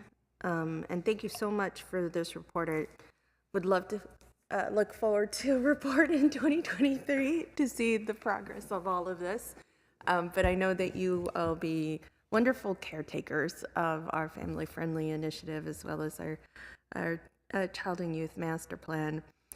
One of the questions I had was around the gender-specific survivor center recreation and empowerment programming. What were those? So, what is the plan? It's through the best funded agencies that you'll have something specific in this new round of grants. Is that what the intention is? I don't know that I can speak specifically to that, but I know that they have been working closely with different providers and partners that serve that population. They've also, because I have been involved in some of those conversations, working with County Office of Education, for example, and schooling services and other partners that also are connected to families and other providers that serve those communities, and have been engaged in discussing how best to outreach and engage them in not only applying for the grants, but also serving that population. Beyond that, I can't provide any other information. Yeah. And the reason I first of all, just thank you for having that on this landscape here. I also don't want something to get lost in this, and that's the reason why we are making a focus on gender-specific survivor programming, support programming, is because we know that sexual assault is the #1 reason why young women enter the juvenile justice system. And so knowing that we also are responsible to disrupting that pipeline that leads to sex trafficking, to sex work, to intimate partner violence. And so I hope that we can make sure that we have that connection there, so that when we take a look at best funded agencies, there's that intention of breaking that pipeline and not just being an additional source of funding for best funded, or for any agency, excuse me, and seeing how we can maybe align with a women's office policy. And then lastly is my district, soon to be somebody else's district. We asked for a budget document this summer for a young girls and women's empowerment conference, and so we have Evergreen College as a partner and a location. So they're very, very open to helping us facilitate that. It's the Office of Gender and Equity at Evergreen College, as well as we just have a commitment. We just had a commitment from YWCA to also participate and hopefully be the fiscal agent for the women's conference, and all in an effort to build a different kind of a pipeline, and that's a pipeline of empowerment and confidence and bystander interruption of some of the dynamics that we've seen be so damaging to our young women, and so I hope that we can also connect that so it doesn't get lost and it is part of an overall effort. If we could do that for the next report, I'll just trust that you do that. Alrighty, so we are ready to vote. Jimenez, Cohen, Esparza, Yes. Carrasco, Aye. Arenas. Yes. Thank you. All right, we are finally thank you so much, ladies. Thank you for all the really good work that is behind this report. I apologize that we have to make this so quickly, but hopefully our next item, the folks who are going to report Lake Cunningham, this is D6 Lake Cunningham Shoreline and Water Quality Report. See them making their way down. Thank you so much for your patience. Chair, as they're making their way down, on the previous item on digital equity and empowerment, we did want to cross-reference that to February 14th. Is it possible to go back and do a revote to add that cross-reference to the motion? Yes, and Karen is giving me a yes. Yes, that's fine. Technically, it's a motion for reconsideration, but we'll have to go back and do it over again. Okay, so do I need a motion because I can't make that motion. That's right. So we need a motion with the cross-reference. I'll make a motion to cross-reference it. And I'll second that. Go ahead, let's go ahead and vote. Esparza, Yeah. Carrasco, Aye. Arenas. Yes. Thank you. Thank you. Wonderful. So now we are going to move on to Lake Cunningham, Shoreline and Water Quality Study. Tell us all about it. Thank you, Councilmember. John Cicerelli, back again, Director of Parks, Recreation, Neighborhood Services. Here with me is Sarah Sellers, our Interim Deputy Director over our capital projects. So we're here to share with you a report. We've been exploring not only what's wrong with Lake Cunningham and the park, but also solutions on how does that get fixed. So we're going to share with you the study we've just completed and what those results are, and then what our next steps are meant to be. Thanks, John. And good evening, everyone. I am really excited to be here. This is one of my favorite projects, so thank you for having us. We're going to jump right in. Before we get to the study itself, though, I wanted to provide a little bit of background. Lake Cunningham is a man-made lake in the east side of San Jose in Council District 8. It was originally designed as a flood detention basin and, of course, included recreational opportunities. This timeline, to me, is one of the most important pieces of information when it comes to comprehending how we got to the position we're in with water quality issues at the lake. So historically, the site where Lake Cunningham sits was a seasonal wetland. So all of the water came off of the foothills, gathered, and settled in that area. Fast forward, as development started to pick up, cattle grazing moved in. Cattle grazing, I believe, started around the 1920s and was later a dairy farm up until the 70s. So the planning work for the lake started in the 70s and construction started towards 1978. The other key things to take away from this is the creeks were channelized around that same time. So we have the historic wetland area. Fast forward, we have a lot of cattle use in the area. All of the creeks were channelized, and then we created a man-made lake. The creeks are not connected to the lake, so what we have is a shallow pond that doesn't have any flows inside or out, and it was built in an area that was used for cattle for over 50 years. And that is key because that means that those nutrients from the cattle were on site and in the soil. And that is where a lot of our nutrients, what we're calling nutrient loading, phosphorus and nitrogen, is essentially coming from cow poop. It's what fertilizer is made from. So those are some key components to understand as we're moving through this. This has a bit of a delay. I don't want to press it too many times. So a lot of work has been done on the lake. 2 years after they constructed the lake, they were already seeing water quality challenges. So throughout the course of the lake, different things have been tried. A lot of those were kind of mechanical means. With this study, we're really trying to think differently. So we're trying to fix the underlying challenges and not simply add aerators. We really want to turn this back into a healthy, happy lake. So what we looked at in this study, water quality, water sources, what those recommendations are, how to address the shoreline erosion, which a substantial amount of our shoreline path has failed and has been eroding into the water.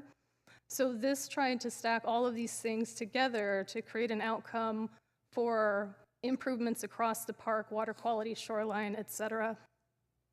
And then also in this study, we wanted to understand rough order of magnitude costs. Those are highly conceptual costs. Those are different than the cost estimates we'd be working with in a construction project.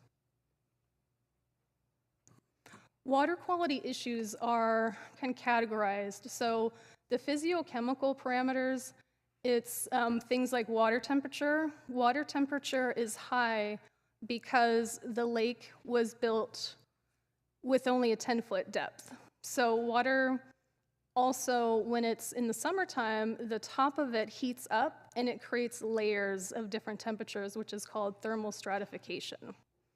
The other challenges are elevated pH levels, and then the items I mentioned earlier, the nitrogen and phosphorus loading, is increasing the algae. And when we have those algae blooms, that's what's resulting in the fish kills. And then to layer this on, we also have a lot of non-native geese populations. And although they're really cute to look at, they are problematic because all of their fecal matter ends up in the lake, and that increases the pathogen count. So we did a lot of mapping. The team was fantastic. We had a wonderful consultant on board. They looked at everything they could possibly look at, really. How was the water moving into the lake? So that's where you're seeing this map with the blue dots. That's point source, where water is going from the park and is draining in these areas. So we looked at, where's the water coming from, where are geese hanging out, and then what are some of the improvements we can make. So where we're seeing water come in, we want to stop any more nutrients from getting into the lake. So one of the recommendations would be to create bioswale. So we're intercepting the flow of water. We're treating the water before it gets into the lake. So that would stop further nutrients from entering the lake. Then we're looking at replacing actually the turf with native vegetation. So the geese like to congregate on lawn next to the water's edge, and that presents a challenge with the fecal matter. So by removing the turf, installing native plants, we'd reduce the geese populations while also putting back the ecosystems that were there historically. So that would increase biodiversity and reduce the non-native geese populations. And then, of course, looking at practices like reducing fertilizers. So the key to the recommendations is they're all layering on top of each other. We can't necessarily strip one out and only do one and expect to see improvements. This is really a marathon type project where we have to kind of bake a cake, a 10 stacked layer cake. So this is going to be that first sheet of your cake.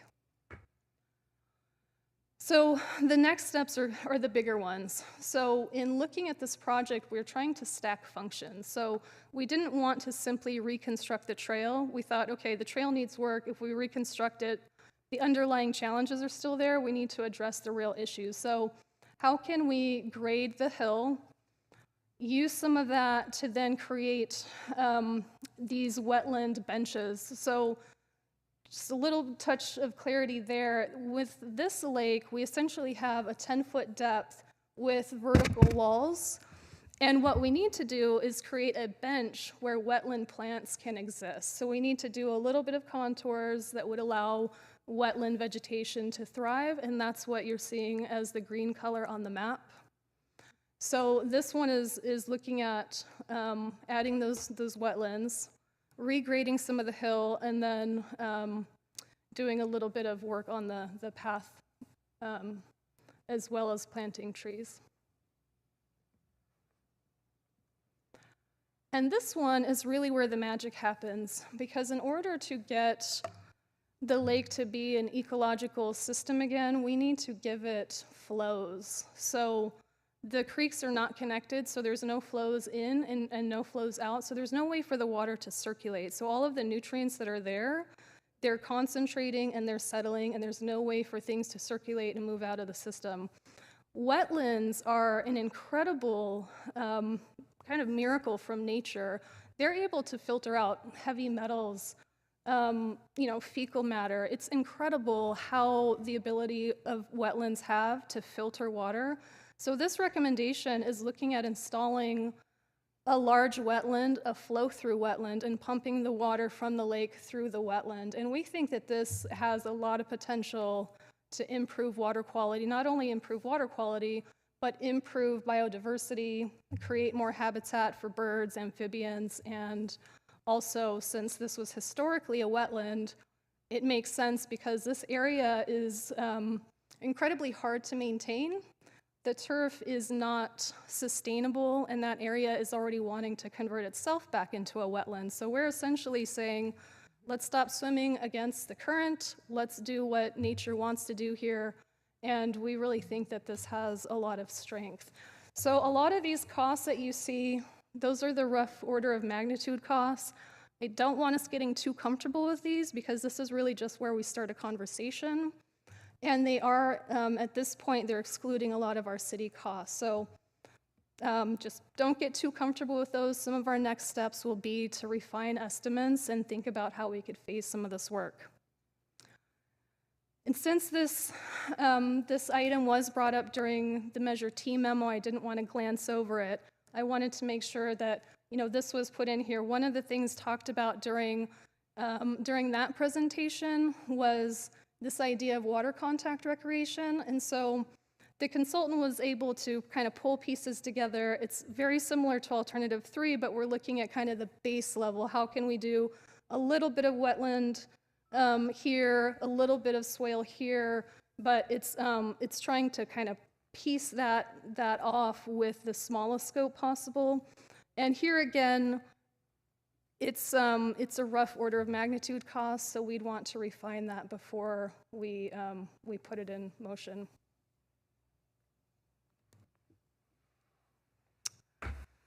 So with that, I feel really good about where we've been and where we're going. I think the consultant and the team did a really great job on the study, gave us a lot of new information to work with, but we still need to do a little more work. We still need to understand more about the water and some of the sources. We'd like to do some tests at raging waters to understand, what is coming out of there. So some of the next steps are engaging with the consultant again, coming back for another round of tests, refining estimates, and then figuring out how we could really phase this, because the last thing we want is for another study to sit on the shelf. We want to figure out how we could put a plan together and really figure out the order of operations to move it forward.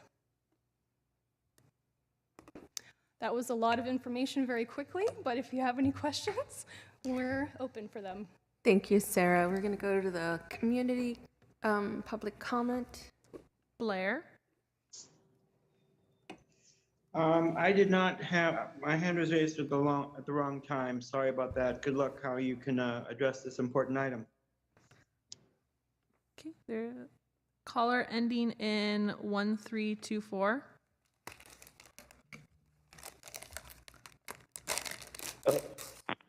Yes, Paul Soto from Horseshoe. Thank you for the report, Sarah.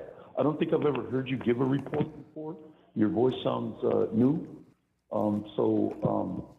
Welcome to the fight. This is a racial equity issue. Lake Cunningham was created as that time period's response to the lack of park allocations, which we all know was created by Parks and Recreation. The park deficits, the trees, all that. Well, this was the East Side's response to that in terms of demanding Lake Cunningham. And there's been some local lowrider car shows that have been conducted there. Some both street low and lowrider have done photography there with respect to the Chicano community and the lowrider movement. So I'm asking that whatever is necessary in order to preserve this gem, this racial equity. Back to the committee. Great, thank you so much. I don't see any hands from my colleagues, so I'm just gonna move into my comments. I'm hoping that somebody on my one of my colleagues can make a motion. And this is to cross-reference this item to the full council before Measure T comes back. That's important because you know that we've set aside those $3 million. And we're hoping that those that money can continue to be red flagged for Lake Cunningham. And then also include in that report supplemental information that meets the council's direction that we provided back in June, including a report on public-private partnerships, opportunities, and a process, as well as a government affairs strategy and outreach. And then lastly, to ensure the report to the council includes a proposed strategy that can pursue how we can substantially move forward toward compliance with the original council direction from last June. Can I have one of my council member colleagues make a motion for that? Chair, can I just provide a piece of information just so everybody Sure. knows? The Measure T item will be heard on February 14th, so it would be any date before that. Oh, gosh. So that would be in January. The 7th should be one. The 24th of January should be one. Those are probably, any one of those is probably okay to target. Okay. And then also to clarify. I thought it was in March. For What's some that? reason. I thought it was in March. No, I thought Measure it's T was mid-February, yeah. I do want to also clarify, we wouldn't have a funding strategy that quickly, but we are intending to be responsive to the MBA that was passed in rules yesterday, which does call for that strategy, so we're going to need a bit more time than January. Okay, I'll leave the funding strategy out of it since it's already on the rules memo, but I don't mean to put pressure on. This is just, I'm leaving. This is just practical. I want to make sure that the interest in Lake Cunningham doesn't, like you said, Sarah, stay on the shelf like the last study that we saw that kind of expired in terms of recommendations were no longer relevant by the time that we really picked it up, right? And I love that you're so interested and we're able to really explain through your presentation the historical growth of this parcel and how we are kind of fighting with nature in terms of this land. And we see it every time we have a family fall family festival, that these are wetlands. We have to make sure where we put our tents and where we put our games and where we put everything. And this is in October before it even starts raining and it's still marshy, right? So we are fighting with nature, and I'm interested in seeing how we can live with nature and preserve and hopefully go back to some recreation program or some superficial recreational programs on the lake. All right. I think Madam Chair? Yeah, yes. Are we ready for the motion or? Yes. Okay, I'll make a motion to accept the report and to number 3 to cross-reference this to council before Measure T comes back in February, and number 4 to include a public-private partnership process. Perfect. As well as a government affairs strategy and outreach. Would that be, I'm sorry, just to clarify, would that be part of the MBA, which is what the MBA calls for? It calls to look at all these strategies, including public-private partnerships? Yeah, I just want to be clear where we're trying to land this, because we're not yet, as Sarah was talking about, we're not yet there with the numbers. So we're not sure what that target is just yet that we're after. Right. No, I get that.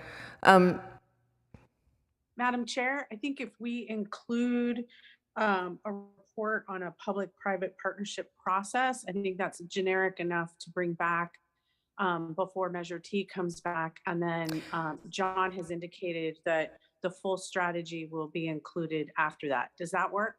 Yeah, and that particular piece doesn't need to come before Measure T, right? So that doesn't have to be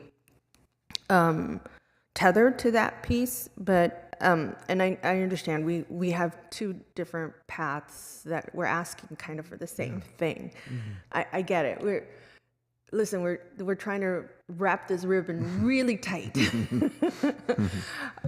So I'm hoping that we have enough on rules. We can make this a little less stringent here. Angel, I know you're looking at me because this is going to impact work plan, and I totally get it.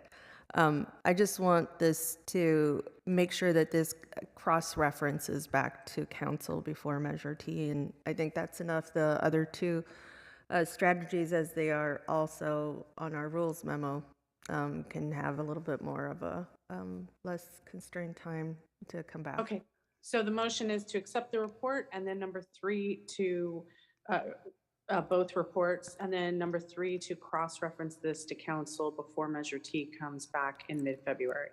Yes, that's the motion. Yes, thank you so much, council member. I thought I heard Councilmember Carrasco seconded. That's right. All right, I think we're ready to vote. Esparza? Yes. Carrasco? Aye. Arenas? Yes. Thank you. Wonderful. So that is the last item on our agenda. And so now we're going to move, and thank you so much, Sarah. I apologize that this is so quick, but you were so succinct in your presentation and informational. So I'd love to follow up with you later. And thank you, John. All right, so we're going to move into open forum. Caller ending in 1324. Yes, Paul Soka from the Horseshoe. I really want to thank Councilwoman Arenas and Ms. Esparza for your input today. I couldn't have been more proud to be a part of the community that shares this space in San Jose with you. I'm going to, that's not going to go up. It's not going to go up. The lowrider community is going to hear this video. I'm going to make sure that the United Lowrider Council hears it, and councils from across California hear how this man spoke about Cesar Chavez and about my city and his cavalier attitude. He underestimates my capacity. I removed a 12,000-pound statue that had been in place for 36 years. The city underestimates my ability to connect with my community in order to preserve its culture and its cultural pride in our city. Blair? Hi, thank you. Blair Beekman here. Thank you for the last neighborhood services meeting for at least 3 council persons who offered some really nice words today. A real good end. And, you know, just hopeful good beginnings for the future of this committee, which is always just a real great committee through the years. Thank you.